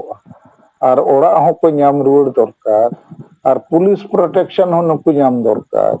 और नुकु चितान रे जहां को अन्याय अत्याचार का उनको दो नेम्ड ऑल कते कु चितान रे कार्रवाई रिया आवेदन हो ऑल कते एमो दरकार मा फोकस रे ये डिजिटल अच्छा तो गोंके माने आतु होड़ सेन माने थोड़ा गान राय उनको बांगले माने मी बार तुली बाले ᱧᱟᱯᱟᱢ दाड़िया दा पारिया साले जे गप्पा दो मी कटिले ᱧᱟᱯᱟᱢᱟ जहां बांग जाय थोड़ा गान ओपिनियन उनको वाले होय गप्पा ᱧᱟᱯᱟम ᱧᱚᱜ होते इन तयम कते गे ऑल कते तो एम दरकार और ᱧᱟᱯᱟम रे नुकु जहां लीडर्स को सलाह मा ᱧᱟᱯᱟम कते पे चेष्टा दाड़िया लेकिन कॉमन आदमी हो उन्नी फुलमणि टुडू लई दाड़िया ओकोय को दक्का और चेत को एम गोड़ो लेका को हेज बड़ा कान ताहे उनको चेत ओपिनियन और जैसे फुलमणि पे ले दे आले दो आदिवासी सेंगेल अभियान से खोज ले हेज अकना समाज रे ओने अत्याचार को हुयु कना नवा को चाबा रे चेष्टा रे तो ओना अतुरिन हो को बड़ाई लेखान को बड़ाई ᱧᱟᱢᱟ अपे सला संपर्क दाड़िया को किचुगान होला फोन नंबर को पे हताव दाड़िया ठीक गया तो देनरेन अडी बेस पे कमिया का अडी सराव और गापा कोशिश पे अतुरिन होल सला ᱧᱟᱯᱟᱢ कते इन तायम ऑल कते फुलमणि दो एम दरकार गे नोआ दो मिटन महिला चितान रे और नुकु माझी परगना व्यवस्था रे जहां मन मर्जी नोआ गे गुंडागर्दी नोआ गे रंगदारी और नोआ दो बिल्कुल संविधान आईन विरुद्ध रे मामला करना अदो जेते नुकु षड्यंत्रकारी को और नितमा गलमरावते अपे ते बुझे कना जेएमएम कुरिन होड़गे कना को एक्चुअली नुकु को गे नौकान माझी परगना को माको गोड़वा को कना तो जमयु लगी और ओनेम लई के 10,000 मिटन खसी पियासी मिट 40 किलो चावले नोआ को अडी माने दुर्भाग्यपूर्ण परिस्थिति कन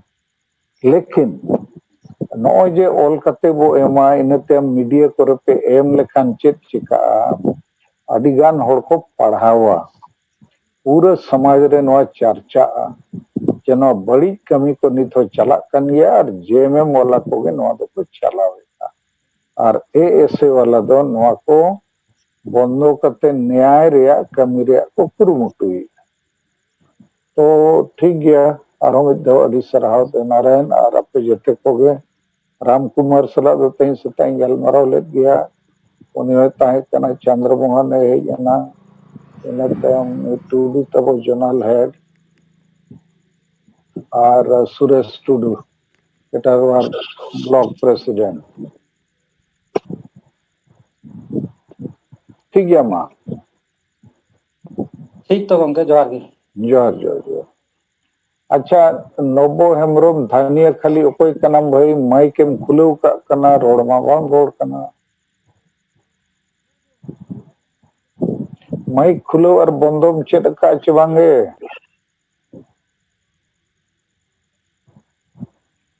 हेलो हाँ हेलो हेलो जोहार गे गंके जोहार आलिंग नव कुमार हेम्ब्रम दुनियाखाली ब्लॉक वेस्ट बेंगल हुगली जिला खन लिंग लैया आलिंग हल लई में लैबी लई में गालमाराव कुኝ आजोमिया और नियो गालमाराव चितान रे अब सजेशन को दो अलिंग हा दो नित दो बालिंग रोड दाड़िया कना जॉइन कना लिंग हाले हाले गे ठीक गया ना कारण ते सनम को जोहार आलिंग नोंडे गे मुचादिया हाँ ठीक गया अड़ी सराव जॉइन रे ताहन में गलमराव को अंजम में और इन तयम जहाना बंग जहाना होना बिचर लेकानेम रोड़ा अच्छा अदो होय और बाम रोड जो दोना माइक दो ओना दो अरग का में माने म्यूट चे बंदो अच्छा कमालपुर ब्लॉक पर नुकु टीएमसी सरकार तरफ खन संताड़ा कमी देखभाल जने ते मेटन कदा कमिटी को ठीक दे जो ब्लॉक को दोहाय कना ब संताड़ के और पंचायत करे संताड़ के अत नोआ संताड़ को दोहा कते अब धर्म इदी के जहां कथा पत्र ले लिया और शेष मुचुद रे नेताजी इंडोर स्टेडियम रे जहां गालमराव अब मुख्यमंत्री ममता बंदोपाध्याय साथे हाथ मिलाव होइना जे बीजेपी या विरोध रे तिंगु होइना नित धाबी तो धर्म इदी कते जुदी मिद बारे कथा तो ले लिखा तो आले कुमार नवा को ले ले आहो बकदा अतो को लेता हुआ सब रेल फिर हो ऑटो की आर किता पन अतो तिने धाबी कमी लहाव कन तबना अतो कटी चला मो ले लिखा अतो नवा कथा को अब आले हाले पासना ताड़या तो नवा के लेतना अतो ले अच्छा तो कमी दो नित दो अबो वो छुटो कन गया लेकिन भारत सरकार बीजेपी दो सरना धर चेत हो पाए रोड़ेआ उनी दो रोड़ेआ उनी दो रोड़ेआ जते आदिवासी हिंदू वो बेनाव कोआ अच्छा लेकिन अबोरिन आदिवासी अतु अतु रे संगे मेना को संताड़ और संगे माझी परगना नुकु हो चेत धर्म हो बाको खोज कना खाली हांडी परवे चखना जील को खोज कना अदो ओनाते अबुआ नवा धर्म लड़ावना तो नित हबी जहां तिना केटेजो दरकार उना सपोर्ट बाबो जामे और अबोरिन संगे ओल पढ़ाव हो चाकरी जीवी बुद्धिजीवी माझी परगना आसेका लेकान संगठन माझी महाल और हो अडिगान संगठन हो सरना धर्म कोड बो नाम मा नवा लड़ावना रे बो गोड़ो मा नवा इदी करते जहाना नुकुआ कथा चे कमी होरा बनुआ आदो आबो लेकिन नवा पीछे रे मना वो लेकिन नवा कोरोना काल रे थोड़ा कमी तबो बाधा पड़ाव कना नवा कोरोना को कई ठीक लेन कन आरो जुर सुना कमी होरा वो एहोबा अच्छा ठीक गया हाँ नवा खा गया साई साई सराव अत नवा कमी ले आगो कना तो गंके आज ठीक है ठीक है आडी जोहार गंके जोहार गे हाँ जोहार इन सुनील हांसदा सातुड़ी ब्लॉक रोलिया वेस्ट बेंगल सनाम को जोहार दिसोम साथे तीन इन रिपोर्टिंग ले करते कटी चुन ले सातुड़ी ब्लॉक केते आले नवा पश्चिम बंग दो जून रे 15 तारीख तक को लॉकडाउन हुई ना अद नवा ते मीटिंग ले शेड्यूल लेदा अडी गान गे अदो लॉकडाउन खते बांग हुई कना अदो फोन रे एखन आर जूम रे अडी इम्पोर्टेंस से एम कदा प्रायोरिटी जे अब फोन तराते सब कुछ बन कमिया तो तेहिं दो आले बेंटे तो ले दुरुबिना आले मीटिंग केदा विशेष मेन टॉपिक तहे कान तलेया आलेया जे अब सलखन मामा आयुरते नवा डहार नवा उइहर अपनार नवा कोगी टॉपिक तहे काना तो नवारे सनामाले कामराव केदा रुमु बुलबु सब किछु सनामा समर्थन हेजना अडिगान गी अडिगान विरोध गी हुइना अदो मिटांग अडिमारान डिसीजन केदा आर नवा तर्क बितर को हुइना आलेरेन माझी हर दो मिटांग मेनाया जहाय दो माने एटा धर्म बंगा बुरु बेसी चला है विशेष करे उनी शिव बाबा बंगा बुरु याय अदो नवा नियते इंगी तर्क को रकाब केदा जे अबु बंगा बुरु हर दो ना क्रिश्चियन ना मुस्लिम ना एटा धर्म ना हिंदू एटा धर्म बांग कना बन प्रकृति बंगा बुरु हर कना बन तो जहाय नवा अबुआ धर्म सावतरे तहने उनी दो एटा धर्म बंगा बुरु दो बाय सभा तो नवा कथा मेन कते विशेष करे जहाय माझी हर उनी कथा रकाब केदा इन पूरे डायरेक्ट मेता दे जे नोंका नोंका मा माझी अबुआ बंगा बुरु बाय कते रम चला कना सिपथान आरम अमरन गिदर पिदर आयु तो को जतम इदियत को ओंडे शिवरात्रि से सोमवार बंगा बुरु इदा तो नवा दो बाय सभा कना और इन सनाम हरिन मेता को जे नवा दो अबुआ धर्म बंगा बुरु विरोध कना नवा रे एटा अबु हरन अबु हर नवा खराब मैसेज को नामा विशेष कर आम माझी कनाम आम जदन नंगा एता लेखा दो खराब मैसेज चला समाज रे अदो नवा खातिर ते सनाम हर को विरोध के सनाम हर को विरोध के एकदम प्राय 50-60 जन को थाकना हर सनाम हर को विरोध के नवा दो बाइट को नवा दो खराब गया तो एमन दबाव ले बनाव केदा तो उनी मेन केदा ले मिटा दे नवा दो बागी में दोनी दो मेन दा इन दो नवा तीन सुकु कना आरसी नोते नवा गे तहना उनी चला गया आले मिटा दे जदी हम बरो आम व्यक्तिगत कान तमा तो समाज रे दो अलम गया तो आले फर्स्ट स्टेप ले हताव केदा जे माझी पद दो जन कोदरे अरगु किदिया सेकेंड नवाले मिटा दिया आम अडी लगन ते नवा समाज सातार समाज रे तहम चे ताले खा बन को कमी तो भागी में बखा दो आम नवा समाज रे ना बंगा बुरु को दाव दो बाम न्यामा और सनम हरगे नवाले वानिले एमा गोवा अदो नो निया पर इंगी सेंगल माची को प्रस्ताव किदिया ओंडे तिना गांग को तहकना बरन संगठनन हर को उनको को प्रस्ताव किदिया मा तहले आम दिहिं खना सेंगल माची नवा डहार ना उहेर ते आमगे आयुर्बुन में और सलखन मनुवा कथा एकदम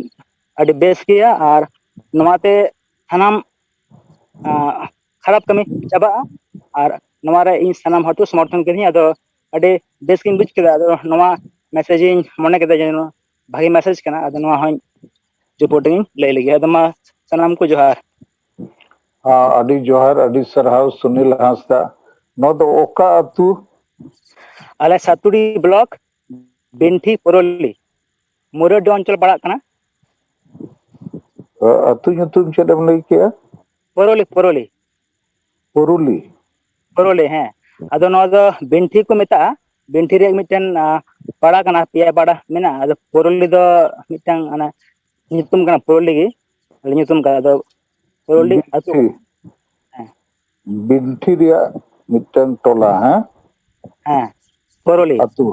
पोरुली ठीक गया अडी सरहाव सुनील हांसदा उनी हर ठीक गेपे लैया दिया आम एटा धर्म रे आम कमी कना इनखान आम दो माझी आकार ते चलेका ले कमी इचो आम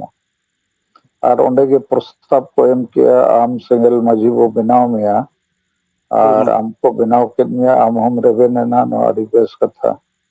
ठीक गया सुनील अडी सरहाव और जोहार अच्छा हम वक्त रोड़े तब इन बिचार रे मिद बार कथा पे समांग रे दोहोया आबो दो नीत आदिवासी सेंगल अभियान रे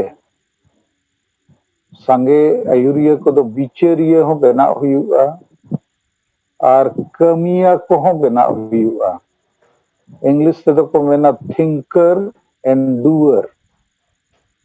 थिंकिंग हो लगती है डूइंग हो लगती है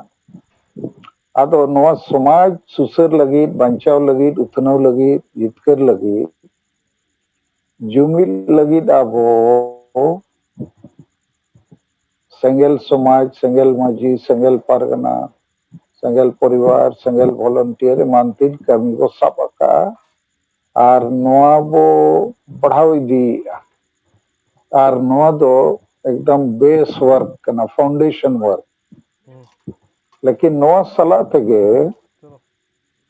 थिंकिंग चे विचार कमी हो तला तला रे रिव्यू चे चिंता दरकार आदो नवा दो मिटन उदाहरण सला ते आपे थोड़ी बुझो किया जैसे भारत दिसम रे फुरगल रे इतिहास अंग्रेज 200 साल गान को शासन केत हुआ तो ओना शासन शासन ते अतु दिसम रे होड़ दो आदिवासी हो बांग आदिवासी हो को हिड़िंग किया कि आबो दो नुकु अंग्रेज खोय आजादी वो न्यामा अदो गुलामी के उनको जीवन रे दो वास्तविकता बनावेना उनको दो आजादो रे उइहर के बहर रे बाय ताहे का हिड़िंग के आको और 90% होड़ दो उनकान कोगे अतु दिसम रे अंग्रेज समय रे को ताहे काना और अंग्रेज चेत को चेका किया आकुआ ओना शासन शोषण जारी दोहय लगित ते राजा महाराजा को उपयोग केत कोआ किसान होड़ को उपयोग केत कोआ पुलिस प्रशासन ऑफिसर को उपयोग केत कोआ जे लातार रिन होड़ दो शासन शोषण रे बो दोहो का कोआ आदो उनको लातार रिन होड़ दो 90% गान उनको को हुयुआ आदो ठीक उनका गे आबोरिन हो 90% गान होड़ जहां अतु दिसम रे मेना कोआ उनको दो गुलाम लेका गे मेना कोआ गोज होड़ लेका गे झारखंड राज्य चेदा अबो नाम के सोना लेकान दिसम नोडे अबो मालिक बेना दरकार नवा कथा दो उनको बहो रे बनुआ उनका गे नुकु बहो रे अबो हासा अबो भाषा अबो धर्म अबो दिसम अबो रोजगार नवा को हो बनुआ तो उनको कना को 90% गान होड़ और 10% रे दो अबो आदिवासी संगल अभियान दिन आयुरिया कमिया को और अबोरिन बैरी आयुरिया को हो और कमिया को हो मेना को लेकिन 90% होड़ दो उनको दो उन चेत हो बुझो दो बनुआ जहां जहां से दम आयुरिया और आयुर लगित ते जोमन्यू एने सरेन जिल दाका पैसा को धोती साड़ी चेक को चो उनको दो एमा को कान onte ko dera ko tarama ko ado नवा स्थिति रे अबो मेना हुआ तो अंग्रेज समय रे हो उनका के स्थिति ताहे कना लेकिन ओना स्थिति रे महात्मा गांधी सुभाष चंद्र बोस जवाहरलाल नेहरू लेकान होड़ विदेश रे पढ़ा को से नेना आर को चेत के फ्रीडम माने आजादी अदो भारत रे हेज काते ओनागे रोड को एहब किया अरे अबो दिसम रे अबो गे मालिको दरकार लेकिन अबो दिसम रे अंग्रेज को मालिक कना आदो अबो दिसम रे अबो राज कथा को लई एहब किया आर को लईत को नुकु अंग्रेज दिसम दो न दो बांग कना नुकु दो अबो चेतान को दुरुब कना अबो शासन शोषण बुआ को अबो दिसम कना अबो गे मालिक बेना दरकार आदो नो जे फ्रीडम आजादी कथा रोड को एहब केत खान नो दो अडी अलगाते होड़ को बुझो नाम केया सरी कथा कना अबो दिसम रे नुकु विदेशी को अंग्रेज को शासन बुआ इन तायम उनको 90% होड़ तला रे हो सेंगेल लेका एनर्जी बेनावेना आर को गोज गोपोज एना जते लेकाना कमी रे उनको को गड़ोएना चासी को हो स्टूडेंट को हो रेगेज होड़ को हो मजदूर को हो इत्यादि और ओना फ्रीडम शब्द तेगे पूरे दिसम रे सेंगेल जुलेना और अंग्रेज तायम नीर हुयत को तो ᱟᱵᱚ ᱡᱮ ᱱᱚᱜᱼᱚᱭ 90% ᱦᱚᱲ ᱟᱹᱛᱩ ᱫᱤᱥᱚᱢ ᱨᱮᱠᱚ गुलाम लेका को थी रखना बाको विचार दाड़िया बाको रोल दाड़िया अदो अब चेत बो लैया कोआ जहाते नुकु को बेरेत दाड़िया नुकु मने जीवी रे हो सेंगेल सलगाव दाड़िया ओना अब विचार दरकार कना अदो इन नोआ विचार लेकाते नोआ कथा अपेन बुझो पे कना अबो झारखंड बंगाल बिहार उड़ीसा आसाम रे और ओना बाहर करे हों आदिवासी को जुमित कते जितकर रे अब कमी करना अदो भारत दिसम रे व्यवस्था हिसाब ते दो मिटंग राज और राज सत्ता ओंडेम कब्जा लेखान ओनाते गोटा धरती रे आमा कमी लहा अदो ओना विचार दो अबोरिन अडिगान संगठन रिन होड़ दो बनु अतको जैसे गुरु गोमके रघुनाथ मुर्मू जहाँ के संगठन को बखान जहाँ को उनी को पांजा कर दिया उनको संगठन उनको दो चेत को गलमरो ऑल चिकी बो सेणाया स्कूल को बो बेरेदा आबो तेगे बो ताड़ामा लेकिन नोआ दो बको बडाया आबो ते दो नोआ बाम सेणा ताड़िया नोआ लगिते सरकार गड़ो हताव दरकार और झारखंड राज्य दो अबो सरकार हो अबो तो उनी चेदा बाय गड़ो अबो अदो नोकाना विचार धारा बनुआ तो नित अबो जहां बो कमी कना चेद बो कमी कना कि अबो आशा भाषा जाति धर्म बचाव रेया ओना लगिते अबो लेताड़ बो रोड़ेया और बो आंदोलन पुतला दहन को धरना को रैली को मीटिंग को रेल रोको रोड रोको जे संताली राज परसी बना मा सरना धर्म कोड आंगोचो मा झारखंडी डोमिसाइल बना मा CNTSPT कानून बना मा रूपा तिरकी रामेश्वर उराव न्याय किन्या मा CBI जांच मा असम रिन अबोरिन हो ST को बना मा इत्यादि अदो एकदम ठीक बो रोड़ेया लेकिन सांगे होड़ बाको रोड़ेया 90% होड़ बाको रोड़ेया उनको अब बुझाव बनुआ अदो आबो नित नॉय तेई नरेंद्र हेम्ब्रम थोड़ा उना कथा समान किया जे तीना गन आयुरिया असेकारे मेना कोआ मजी परगना महल आइसवा अक्सर चेत चेत करे उनको हो नवा को बाको रोड़ेया अदो नवा चितान रे अबो मितो अडी डिटेल बो गलमराव के चेदा बाको रोड़ेया बांगा हिस्सा सुयते बाको रोड़ेया चेद दो हिस्सा सुया बांगा रोड लेखान सलखान मुर्मुआ ᱧᱩᱛᱩᱢ सेणाआ और आदिवासी सेंगेल अभियान होय सेणाआ ओनाते आशा भाषा जाति धर्म गुजु ठीक गया लेकिन अब तो बाबो रोड़ा अदो सरीगे नुकु ओना हिस्सा सुयते के बाको रोड़ेया अदो नित हबी नुकु ओना लगित दो बाबो हमला कत कोआ अदो एनांग तेहना गलमरो रे बिमु मुर्मू थोड़ा लई के अब हमला कोआ नुकु अदो चेद लेका बो हमला कोआ ओना लई हुयुआ बुझाव हुयु तो ओना के थोड़ा इन बुझाव पे कने जे नॉय जे 15 जन बो ᱧᱩᱛᱩᱢ अकत कोआ और तिना गान संगठन नुकु को दो बड़ायत गया को अयुरिया कना तो को जे हासा भाषा जाति धर्म बचाव लेखान समाज बचा झारखंड बचा लेकिन बाबो रोड़ा रोड लेखान ना बो सलखान मुर्मू ᱧᱩᱛᱩᱢᱚᱜᱼᱟ ए ऐसे ᱧᱩᱛᱩᱢᱚᱜᱼᱟ नोआ गे हिस्सा सुया अदो इना खान नॉय जे हिस्सा सुया कारण ते बाको रोड़ेया नोआ कथा दो बाय चर्चा कना आबो बो बडाया बाको रोड़ेया होड़ होको बडाया बाको रोड़ेया आकोरिन चेला होको बडाया बाको रोड़ेया लेकिन चेदा बाको रोड़ेया नोआ कथा दो बाय चर्चा कना आदो नित दो आबो को न बुझो दरकार न चर्चा रे अगुई दरकार नुकु दो हिस्सा सुया कारण ते बाको रोड़ेया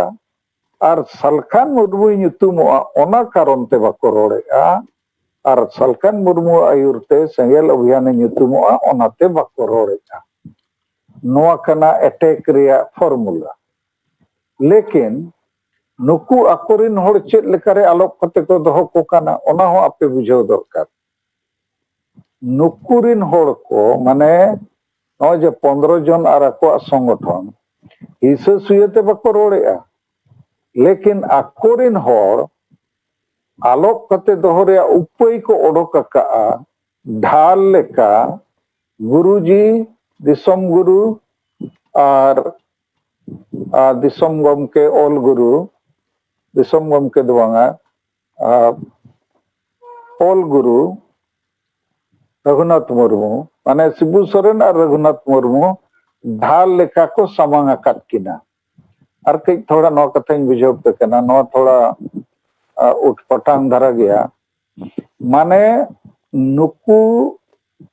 90% हॉड़ दिग्भ्रामित कते को दोहो आकात कोआ आकोआ हिस्सा सुय कारण ते जे संताली राज परसिया नो को बाबो रोड़ा बकान सलखान मुर्मू डेहरे nyutumoa सेंगेल अभियान गोटा पसनाआ चेदा बको रोड़ा हिस्सा सुयते लेकिन हिस्सा सुयते बको रोड़ेआ नोआ कथा बेसई बाय प्रचार कना और आकोरिन होड़ आलोप दोहो को लगी नुकु चेत को चिकाएआ हिस्सा सुयते बको रोड़ेआ ओना आलो बिचारोमा ओना लगी ढाल लेका शिबू सोरेन और रघुनाथ मुर्मू को समांगा काट किना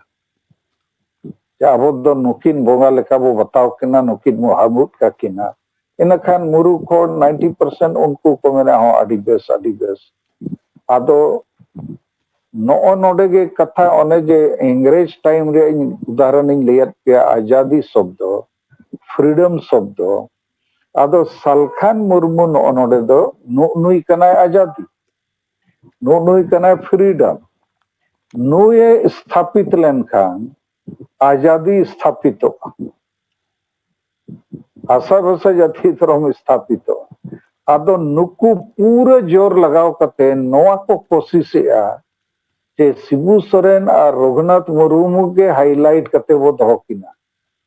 ताकि सलखान मुर्मू आलो स्थापित और सलखान मुर्मू स्थापित लेनखान आजादी स्थापित 90% हर को विचार न्यामा ओह बांगा नुई गे सरिते आशा भाषा जाति धर्म रे कथा सेदाय को नित हबि रोड़ेआ अडिगान कमी कते जितकर का नित हो रोड़ेआ और नुकिन दो शिबू सोरेन रघुनाथ मुर्मू तो बकिन रोड़ तालेया रघुनाथ मुर्मू माय गोजना और शिबू सोरेन मा गोज लेका गे मेनाया उनी मा चेत हो बाय रोड़ा लेकिन नुकु गे उनकिन ढाल लेका को यूजेट किना और आकोरिन होड़ तलारे नोआ आलो चर्चा मा जे नुकु आयुरिया दो हिस्सा सुयते नोआ को बको रोड़े अदो आबो सेट को ओने ओंडे हमला को हुआ जे नुकु 15 जन आयुरिया और आको संगठन दो हिस्सा सुयते नोआ को बको रोड़ेआ और उनका कते समाज को गोजेआ और हिस्सा सुय दो चेत सलखान मुर्मू आलो nyutumoa आदिवासी सेंगेल अभियान अलग nyutumoa सलखान मुर्मू nyutum लेनखान स्थापित लेनखान आजादी स्थापित इन खान दो अतु दिसोम रिन होड़ तायम को बुझाव न्यामा जे बांगे हसा भाषा जाति धर्म बाबू बांचाव लेखान समाज में गुजु गया झारखंड राज हो आदोआ और भारत दिसोम और धरती को अब आदो तो नो गे कथा एकदम संक्षेप ते हसा भाषा जाति धर्म रे कथा अबोरिन बैरी आयुरिया को चेदा बाको रोड़ेआ हिस्सा सुय कारण ते चेदा हिस्सा सुय चेद रे हिस्सा सुय सलखान मुर्मू आलो स्थापित लेनखान जेते होड़ नई को पंजाया और को जितकर को बंचा को जुमिदो अदो इन खान चेद लेकाते होड़ आलोक दोहो कोआ शिबू सोरेन और रघुनाथ मुर्मू से ढाल लेका उनकिन वो उपयोग किना और उनकिन को उपयोग किन करना माने नो दो दुरुपयोग मेन गानोआ उनकिना nyutum ते होड़ को आंधा दोहो आकात कोआ आंधा पतियो रे को दोहो आकत को जबकि नुकिन दो नित संताली राज परसी रे वकिन रोड दाड़िया सारना धर्म कोड रे वकिन रोड दाड़िया सीएनटी एसपीटी और चेत रे वकिन रोड दाड़िया आदो नुकिन के बार बार को सामांगेत किना नुकिना नुकु को उद्देश्य दो नुकिन सामांग कते आकुरिन होड़ आलोक दोहो लेकिन असली पाप दो नुकुआ नवा कना चे सलखान मुर्मू अलो स्थापित मा नुय स्थापित लेनखान आजादी स्थापित फुरगल फ्रीडम और को जुमिदोआ हसा वसा जाति धर्म को बांचावा अदो नवा कथा आपे बेसई बुझाव दरकार और नवा गे नीता कमी होरा रे तो ठाकेत कना अदो नवा रे संबंध अतु रे संगेल माझी बनाव सला मेना जैसे अंग्रेज जो आजादी लड़ाई रे नौका के 90% होड़ जापित को ताहे करना लेकिन जो आजादी आजादी कथा रखा बिना ओना कथा अतु हबी सेटेरना अबो दिसम रे अबो बो राजा अदो झारखंड दिसम रे हो अबो बो राजा नेकन अबो भाषा लगती है अबो धर्म हो लगती है अबो भाषा लगती है अबो रोजगार अबो जेते लगती है तो ओना जिनिस नुकु बाको रोड़ेआ और होड़ बाको रोड़ चुआको कना शिबू सोरेन और रघुनाथ मुर्मू सामांग रे दोहो कते को माने आलोक दोहोएत कोआ आदो नुकु अबो हमला ते हुयुआ और नोआ हमला तेज ते हुयुआ जे नुकु नुकु अयुरिया को दो हिस्सा सुयते नोआ को बाको रोड़ेआ और हिस्सा सुये दो सलखान मुर्मुआ नुतुम आलो हुयु मा ओडे हबी सेटर हुयुआ सलखान मुर्मू कना असली प्रॉब्लम नुकु लगित ते दो कारण नुकु को बड़ाया कि सलखान मुर्मू दो सरिये कमी करना है और आज दिन हो सरिये को कमी करना लेकिन नुई दो आलोक कते गे बो दोहोया बाबो स्थापित चोया अतः नवा कथा आसो आपे पे बुझो किया और नवा लाइन ते को कमिया माना ओतरेमा वो कमी किया लेकिन चेतान रे हो कमी लगती है और चेतान रे बम कमी खान लातार रे कमी रे प्रभावित और ओना रे आदि मारंग उदाहरण के 22 दिसंबर 2008 साल रे एक साल रे जमशेदपुर रे उयर पे भाषा विजय दिवस रे शिबू सोरेन अगु कते को सराव केदिया नुकु जेते 15 होड़ ओना रे को ताहे कना और किछु गान को गोज एना चेदा चे संथाली परसी 8 शेड्यूल ना सलखान मुर्मू अलो ᱧᱩᱛᱩᱢ मा ᱧᱩᱛᱩᱢ कान खाने नुये स्थापित कान खाने आदिवासी को फुरगलोआ जुमिदोआ जितकरो अदो नोआ कना एक्चुअल वारफेयर अदो नोआ कथा आपे अडी पुष्टो बुझो दरकार आयुरिया को और जते हर दो आयुरिया दो बाको हुई दाड़िया आयुरिया दो बिचारिया होना चाहिए और बाकी हर दो कमिया को कना को उनको दो को फॉलोया दुलड़ मेना गरज मेना चाहे अबो भाषा अबो धर्म लेकिन नोआ चेदा बाय हुयु कना नित और इन नोआ को उयहर रे चेदा इन ताहेना आबो ठेन समय कम गया ओना बुझो के आडी कम गया समय निये 5 साल भीतर रे झारखंड रे दो जेते अना रे चबा जेते और इन तायम दो पले आदिवासी दो जुमिद हो मुश्किल गया कारण होड़ को ईसाई चबा हिंदू चबा सीएनटी एसपीटी कानून चबा लेन खान हसा रे चबा डोमिसाइल नीति बाय बेना खान नौकरी रे चबा सारनाथ धर्म कोड इदी कते जेएमएम कोनो चिंता बनुआ उनिया दो वोट रिया गे चिंता ओनाते सारनाथ धर्म कोड जगह रे सारनाथ धर्म आदिवासी धर्म कोड पास कदा फिर सारनाथ धर्म लगित हुनन जेएमएम होय आंदोलन ना बीजेपी भारत सरकार विरोध रे चेदा आम सारनाथ धर्म कोड बाम मानते और कांग्रेस साला सरकार चलावे तो कांग्रेस हुनन मेताया सोनिया गांधी राहुल गांधी पार्लियामेंट रे चेदा नवा कथा बाकिन रकाबे तो जेएमएम पार्टी शासन रे तो अब भाषा बचाओ धर्म बचाओ हासा बचाओ चक्री बचाओ इज्जत बचाओ न्याय अधिकार चेत हो बचाओ मुश्किल गया ट्राइबल एडवाइजरी काउंसिल के बाय बनावला 5th शेड्यूल पेशा कानून समता फैसला फॉरेस्ट राइट एक्ट आदि गान जिनिस मेना चेत हो नई सरकार दो बाय कमी कना उल्टे कमी कना बो बजे अब 5 साल नई जुदे मौका बो एमात दिया और अबो नवा जुमिदो जितकरो रे फुरगल हो डहार सालखान मुर्मू बाबू स्थापित दाड़ेया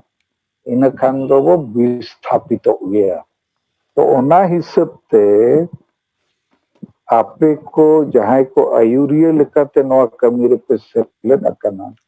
उनको नवा बुझो हुआ और अब तलारे किछु गान होड़ मा जैसे बंगाल को मिद दिन मिद होड़े मेन किया अरे झारखंड रे मामला तो बंगाल रे चेद बो बिचार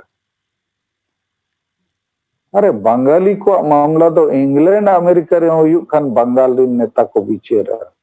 जेते पार्टी रे नेता को बिचारा कारण बंगाली भाषा संस्कृति और बंगाली जाति रे गाड़ कना बंगाल अब आबो दो 5 राज रेन संताल चे आदिवासी हो आपस रे ओना बिचार के बनु अब तलारे उनकान आयुरिया के बनु को अब छाड़ा तो ओनाते 5 राज रे संताल मिट लेखा को बिचार मा उयहर मा कमी मा जुमिदो मा ओना रे बिचार हो बनु आरो अब दो 5 राज को बाहर नेपाल भूटान बांग्लादेश सभी लोग ती जगह वो पसनावे जिते होड़ा के भाषा लगती है धर्म लगती है इज्जत आबादी रोजगार संविधान रे अधिकार कानून को तो ठीक है मैं आसो आपे नवा कथा को बुझोए अब बुझो इदी पे तबो माने नौका पे बुझो लेखन आपे चिंता बहो रे बोलो ना सरी गे अडी मरांग लड़ावना लेकिन नवा लड़ावना रे बैरी दो किछि आयुरिया के मेना को और नुकु आयुरिया दो शिबू सोरेन और रघुनाथ मुर्मू दो को मिसयूजेट किना उनकिन सामंग कते होड़ को एड़ेत को लेकिन असली कथा दो कना नुकु हिस्से सुयते अब आदिवासी बाको जुमित उचो बोकन अब आशा भाषा बाको जितकर उचो आदो ओना हिसाब ते नुकु चितान रे फायरिंग दरकार और नित दो नवा मेन दरकार जे नुकु नुकु नेता दो हिस्से सुय कारण ते संताली राज परसी और सरना धर्म कोड और एमानतिन बाको रोड़ेया रोड लेखान को सलखान मुर्मू युतुम नोका बो मेन इदी लेखान आकोरिन होड़ हो आको को कुली दाड़िया को अच्छा अब बाबो रोड़े तो चेदा हिस्से सुयते अदो नवा कथा दो आकुआ संगठन रे आयुरिया को तला रे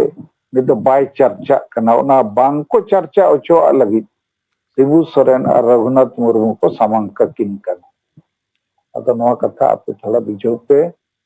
और उनकिन किन सामंको कना उनकिन ठेन होड़ को हमबुद दो काको कना इनखान सलखान मुर्मू से बको है चाको कना और सलखान मुर्मू दो चिली कना आसाबा सजाती धर्म कना नई फुरगल कना अदो नई जदि बाय स्थापितोआ नवा आंदोलन अतु अतु रे बाय स्थापितोआ आदि मुश्किलोआ कमी रे और आबो अतु अतु रे नय जे जहां गे बो कमी कना जे बांगा माझी परगना व्यवस्था रे बो सुधरा आंडी पूर्व बो बंदोया डांडम बारन बो बंदोया इत्यादि अकोय को विरोधिया नुकु जेएमएम सला हम्बुद अकान को और रघुनाथ मुर्मू सला हम्बुद अकान को बानार गे अबुआ विरोध रे माने जहां गे नवा दारे उमूल रे मेना को नुकु दो सलखान मुर्मू दारे दो आलो हरा नवा हरा कान खान होड़ को फुरगलोआ होड़ को जुमिदोआ और नुकु 90% अबोरिन होड़ हो अंग्रेज समय रे 90% लेखान को कान गया को अदो सलखान मुर्मू स्थापित मेना माने नुकु को फुरगेलोआ जुमिदोआ आंदोलनोआ और ओने जे नकली बोंगा लेका नकली उमुल लेका ओंडे को दोहो आकात कोआ तो ओना पीछे रे दो नुकु आयुरिये को हिस्सा सुये कना नुकु आको स्वार्थ लगी समाज गोज रेया कमी रे मेना कोआ लेकिन 90% होड़ ओना तो बाको विचार दाड़िया कना तो आबो आबो कमी ते आबो अटैक ते उनका बो विचार ओचो कोआ ठीक गया मा नवा चितान रे जुदी जहां को कुली रिया मेना इन तो कुली दाड़िया थोड़ा बुझाव लगी बखान अपिया नवा चितान रे चेत उयहर ओना पे रोड दाड़िया आबो विचार न्योगा हेलो हेलो हाँ अंजमो कना हाँ सर इन कान्हू मुर्मू मेने तहा बाले सर ओडिसा ले नुकु दा सर नौका अब को जीत का बना 5 बांदर लेका को जीत का बना 5 बांदर रे मिटी एक्सपेरिमेंट नौका जीत का बना को जे मिटी कोठरी भीतर रे काटोड़ा भीतर रे दोहो कते जे अब बाको चिंता नाम होचा को करा अब संताल को उनको चेल का को जीत का बना नौका मिटी कोठरी भीतर मिटी केला दोहो कते सिड़ी को दोहो का बना ओना केला को आका 5 बांदर को भीतर को समाव का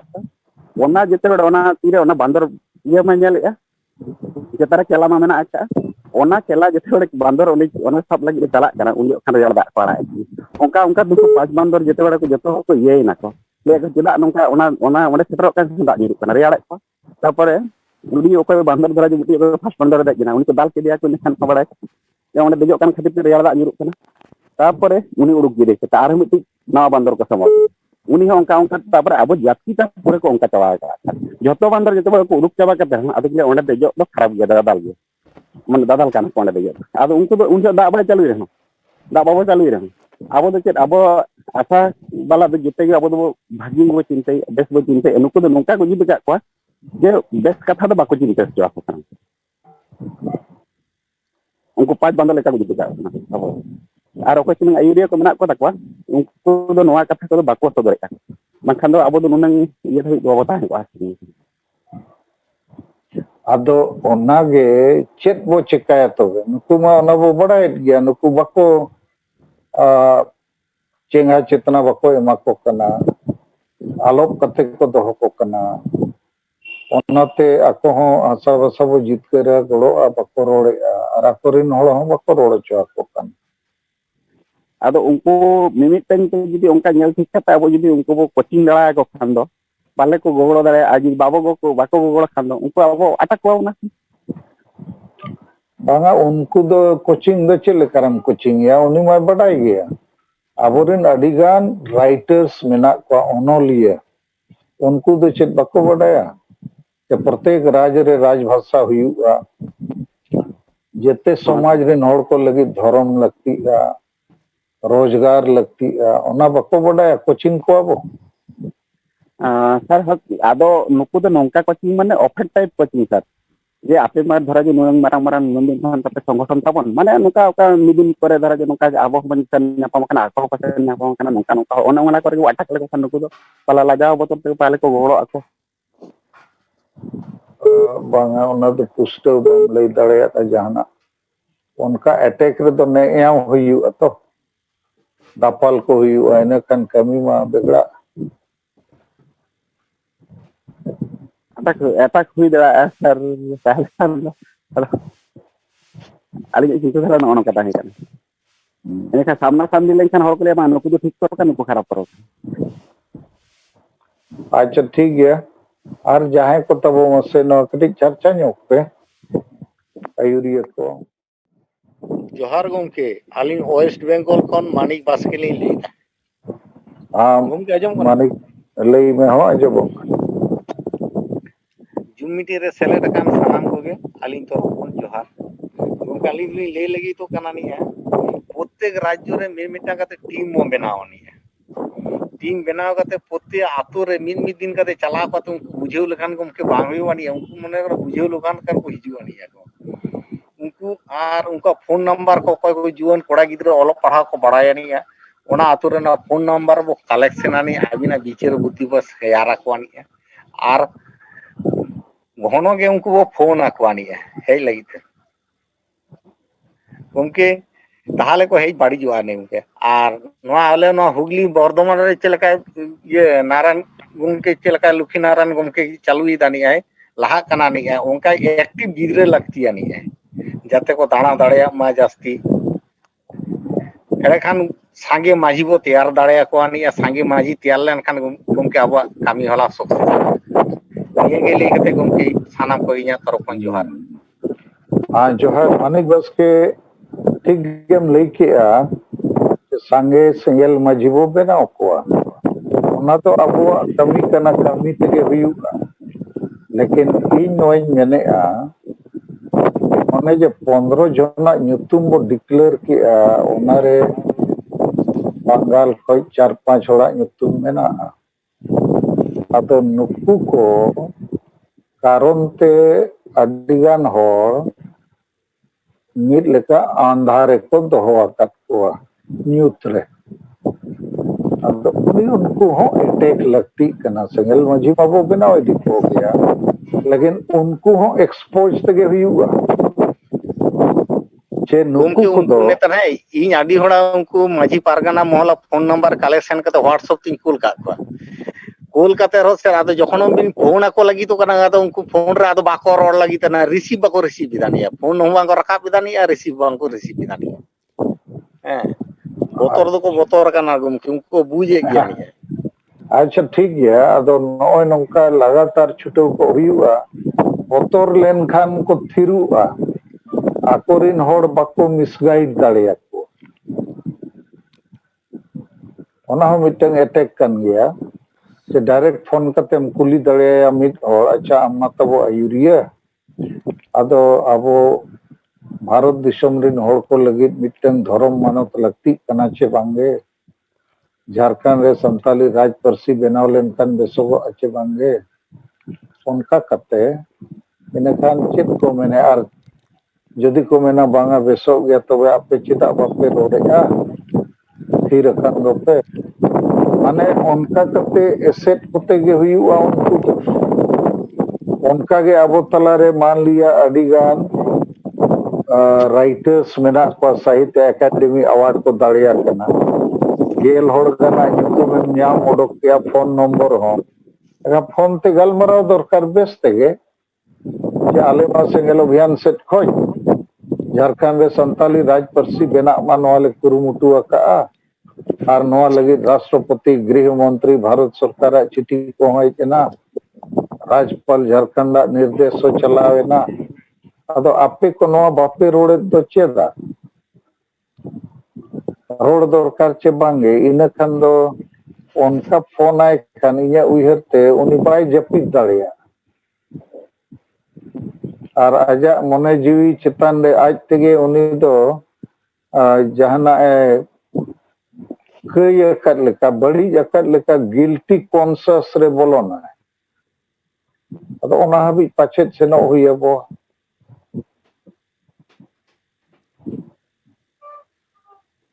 आर नोआ हो में जुटी जाको दरकार पाछेत हिस्सा सुयते बापे रोड़े आतबो जे सलखान मुर्मू युतुम हुआ नोडे दो सलखान मुर्मू मिटंग अडी मारन फैक्टर करना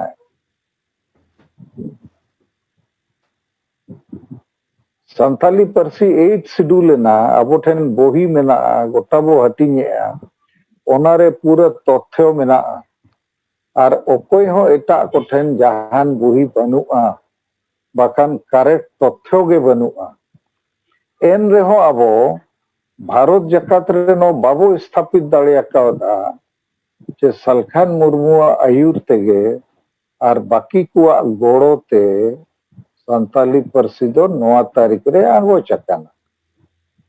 8 शेड्यूल कना अदो सलखान मुर्मू बाय स्थापित कना मने फुरगल बाय स्थापित कना जुमित बाय स्थापित कना आर सलखान मुर्मू दो नुकु बको स्थापित चोय कन आकोरिन होड़ को ढाल लेका शिबू सोरेन आर रघुनाथ मुर्मू ठेन जापा हामुद ओचो कते और हामुद लगी चेत को चिकाया ओकारे को डारमाया फुटबॉला एने सेरेnya को रस्के रोमोजा को ओना को कमिया चीफ गेस्ट कते सिबु सोरेन को अगुया बखान गुरु गमके फोटो समांग रे को एने सेरेnya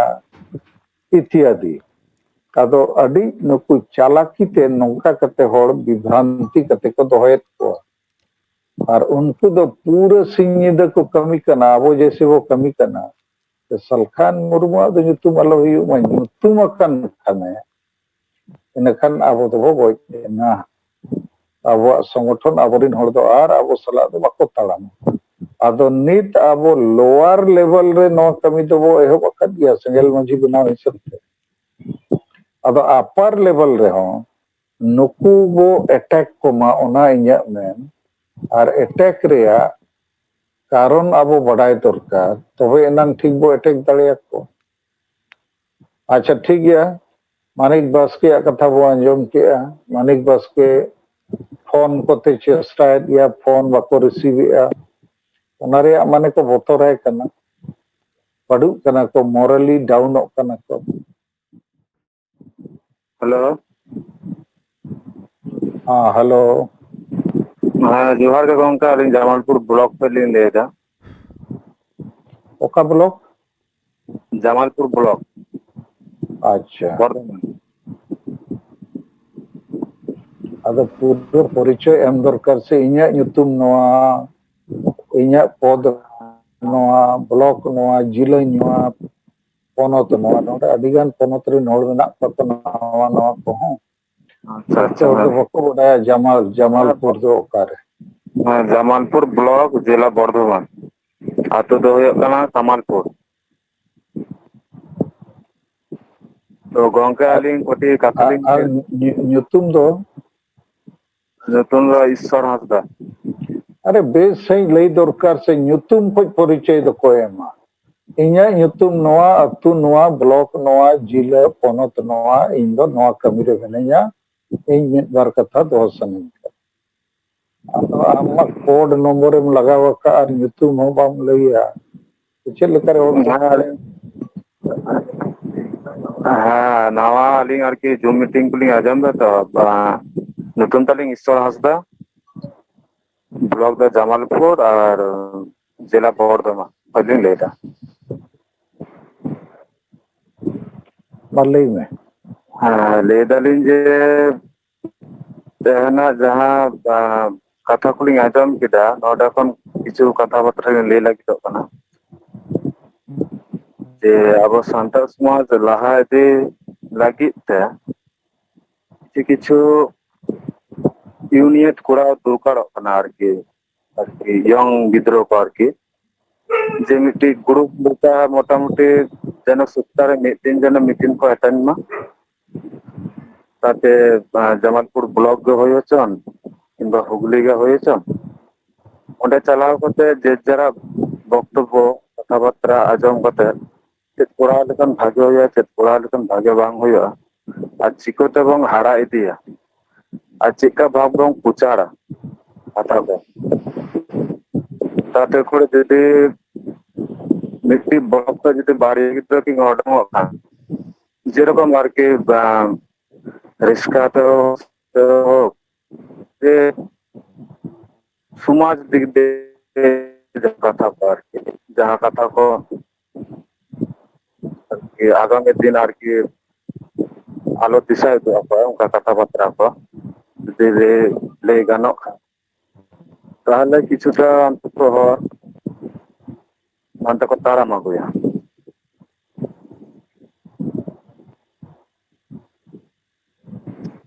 अनियोगे गलिंग ले दार के अच्छा ठीक है आमा कथा तो ठीक है आदो आम बड़ाई दरकार चे सिंगल अभियान सेट खज दो 5 राज रे अडिगान जिला और ब्लॉक रे अडिगान कमिया को मेना को जैसे आपे जमालपुर ब्लॉक रे ब्लॉक सभापति करना है लक्ष्मी नारायण बास्के अतु दो हनुमान डांगा और ओना पूर्वी बर्धमान जिले रे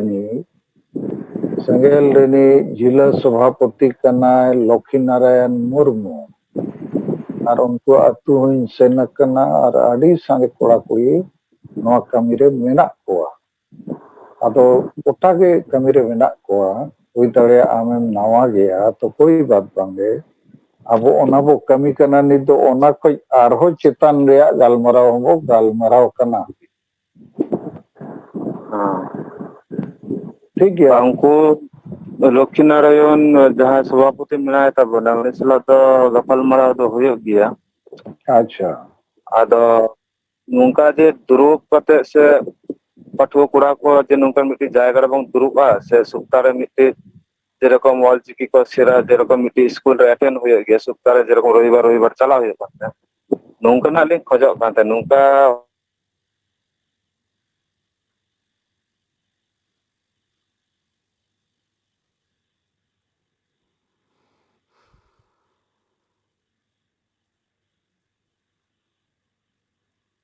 नौ बजा अतु अतुरे साप्ताहिक अतु जुमित दुरुब हुयुग कना और जुमित पाखेण और ओंडे कोड़ा कुड़ी गिद्रा पिद्रा हड़ाम मुढ़ी जते को हिजुग कना और एहब रे जुमित पाखेण हुयुग कना इना तायम आदिवासी को सुख दुख रे गलमराव जुमित रे गलमराव को और मुचाद रे और जुमित पाखेण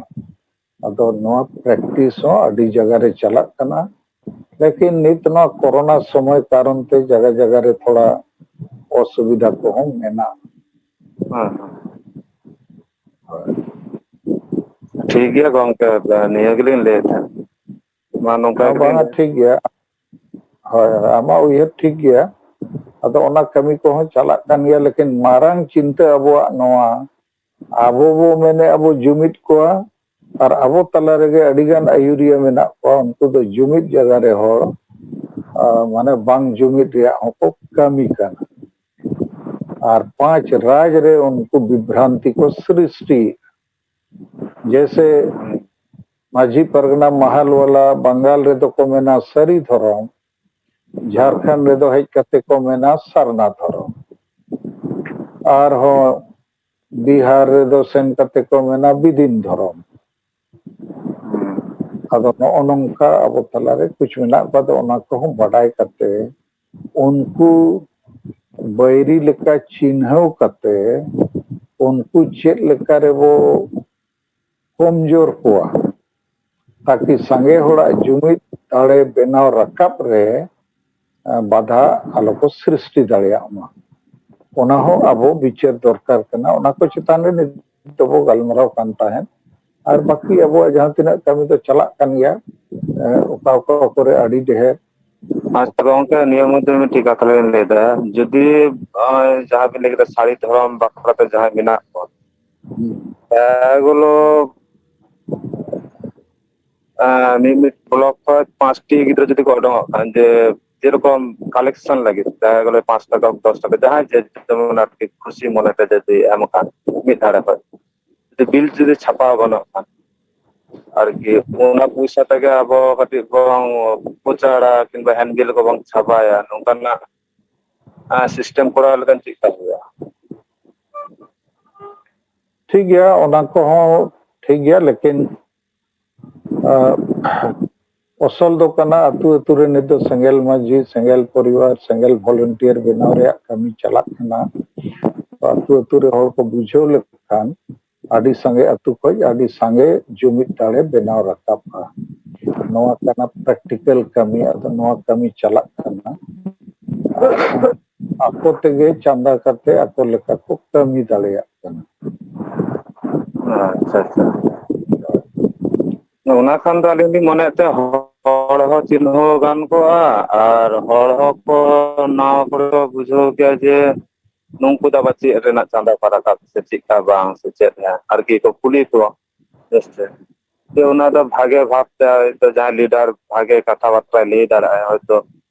ले संगे को ओने लिंक ले अच्छा आम थोड़ा उन्हें जमालपुर ब्लॉक प्रेसिडेंट लक्ष्मीनारायण बास्के सला न्यापाम कते नोआ को लिया है ठीक गया अच्छा अच्छा ओरा दा करता हनुमान डंगा हनुमान अच्छा ठीक है गॉन्के ठीक है।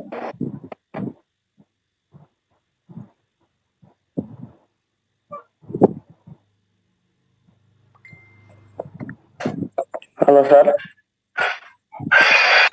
हेलो। हाँ हेलो। ᱤᱧ ᱨᱚᱲᱮᱫ ᱠᱟᱱᱟ ᱟᱥᱟᱢ ᱚᱡᱤᱛ ᱦᱮᱢᱵᱨᱚᱢ ᱟᱥᱟᱢ ᱠᱷᱚᱱ ᱛᱚ ᱛᱤᱛᱟᱹᱜᱩᱲᱤ ᱵᱞᱚᱠ ᱵᱚᱞᱮ ᱟᱵᱚ ᱱᱚᱣᱟ ᱠᱟᱛᱷᱟ ᱜᱮ ᱱᱤᱛᱚᱜ ᱨᱚᱲ ᱨᱟᱠᱟᱵ ᱞᱮᱱᱟ ᱵᱚᱞᱮ ᱟᱵᱚ ᱱᱩᱠᱩ ᱛᱤᱱᱟᱹᱜ ᱰᱷᱮᱨ ᱱᱮᱛᱟ ᱠᱚ ᱢᱮᱱᱟᱜ ᱠᱚ ᱛᱟᱵᱚᱱ ᱩᱱᱠᱩ ᱱᱤᱭᱟᱹ ᱛᱮᱵᱚᱱ ᱟᱹᱭᱩᱨᱚᱜ ᱠᱟᱱ ᱥᱮᱠᱚ ᱟᱹᱭᱩᱨᱮᱫ ᱵᱚᱱ ᱠᱟᱱ ᱠᱟᱨᱚᱱ ᱛᱮ ᱥᱟᱱᱟᱢᱟᱜ ᱠᱚ ᱞᱩᱴᱯᱟᱴ ᱟᱨ ᱜᱩᱡᱩᱜ ᱰᱟᱦᱟᱨ ᱥᱮᱫ ᱠᱚ ᱟᱹᱭᱩᱨᱮᱫ ᱵᱚᱱ ᱟᱫᱚ ᱟᱹᱵᱤᱱᱟᱜ ᱠᱟᱛᱷᱟ ᱚᱠᱟᱴᱟᱜ ᱵᱮᱱ ᱢᱮᱱ ᱠᱮᱫ ᱛᱚ ᱟᱹᱞᱤᱧᱟᱜ ᱫᱚ ᱱᱤᱛᱚᱜ ᱟᱵᱚ ᱢᱚᱬᱮ ᱯᱚᱱᱚᱛ ᱨᱮ ᱛᱤᱱᱟᱹᱜ ᱜᱟᱱ ᱠᱚ ᱠᱟᱹᱢᱤ ᱠᱟᱱ ᱦᱚᱲ ᱫᱚ ᱱᱚᱣᱟ ᱜᱮ ᱢᱤᱫᱴᱮᱡ ᱠᱟᱛᱷᱟ ᱦᱩᱭᱩᱜ ᱡᱚᱲᱟ ᱵᱚᱞᱮ ᱟᱵᱚ ᱫᱚ ᱮᱴᱟᱜ ᱞᱮᱠᱟ ᱵᱟᱵᱚᱱ ᱟᱹᱭᱩᱨ ᱫᱟᱲᱮᱭᱟᱠᱚ ᱠᱟᱱ ᱨᱮᱦᱚᱸ ᱥᱮ ᱟᱵᱚᱣᱟᱜ ᱠᱟᱛᱷᱟ ᱞᱮᱠᱟ ᱵᱟᱠᱚ ᱪᱟᱞᱟᱜ ᱠᱟᱱ ᱨᱮᱦᱚᱸ ᱠᱟᱹᱡ ᱠᱟᱹᱡ te ᱟᱵᱚ ᱫᱚ ᱥᱟᱨᱱᱟ ᱫᱷᱚᱨᱚᱢ ᱚᱞᱚᱜ ᱨᱮᱭᱟᱜ ᱫᱚᱨᱠᱟর ᱡᱩᱫᱤ ᱟᱵᱚ ᱫᱷᱚᱨᱚᱢ ᱨᱮ ᱡᱩᱫᱤ ᱥᱟᱨᱱᱟ ᱫᱷᱚᱨᱚᱢ ᱠᱚ ᱚᱞᱚᱜᱼᱟ ᱛᱚᱵᱮ ᱠᱷᱟᱡ ᱚᱞᱚᱜ ᱢᱟᱠᱚ ᱟᱨ ᱤᱱᱟᱹᱠᱷᱟᱡ ᱟᱵᱚ ᱠᱚᱨᱮᱱ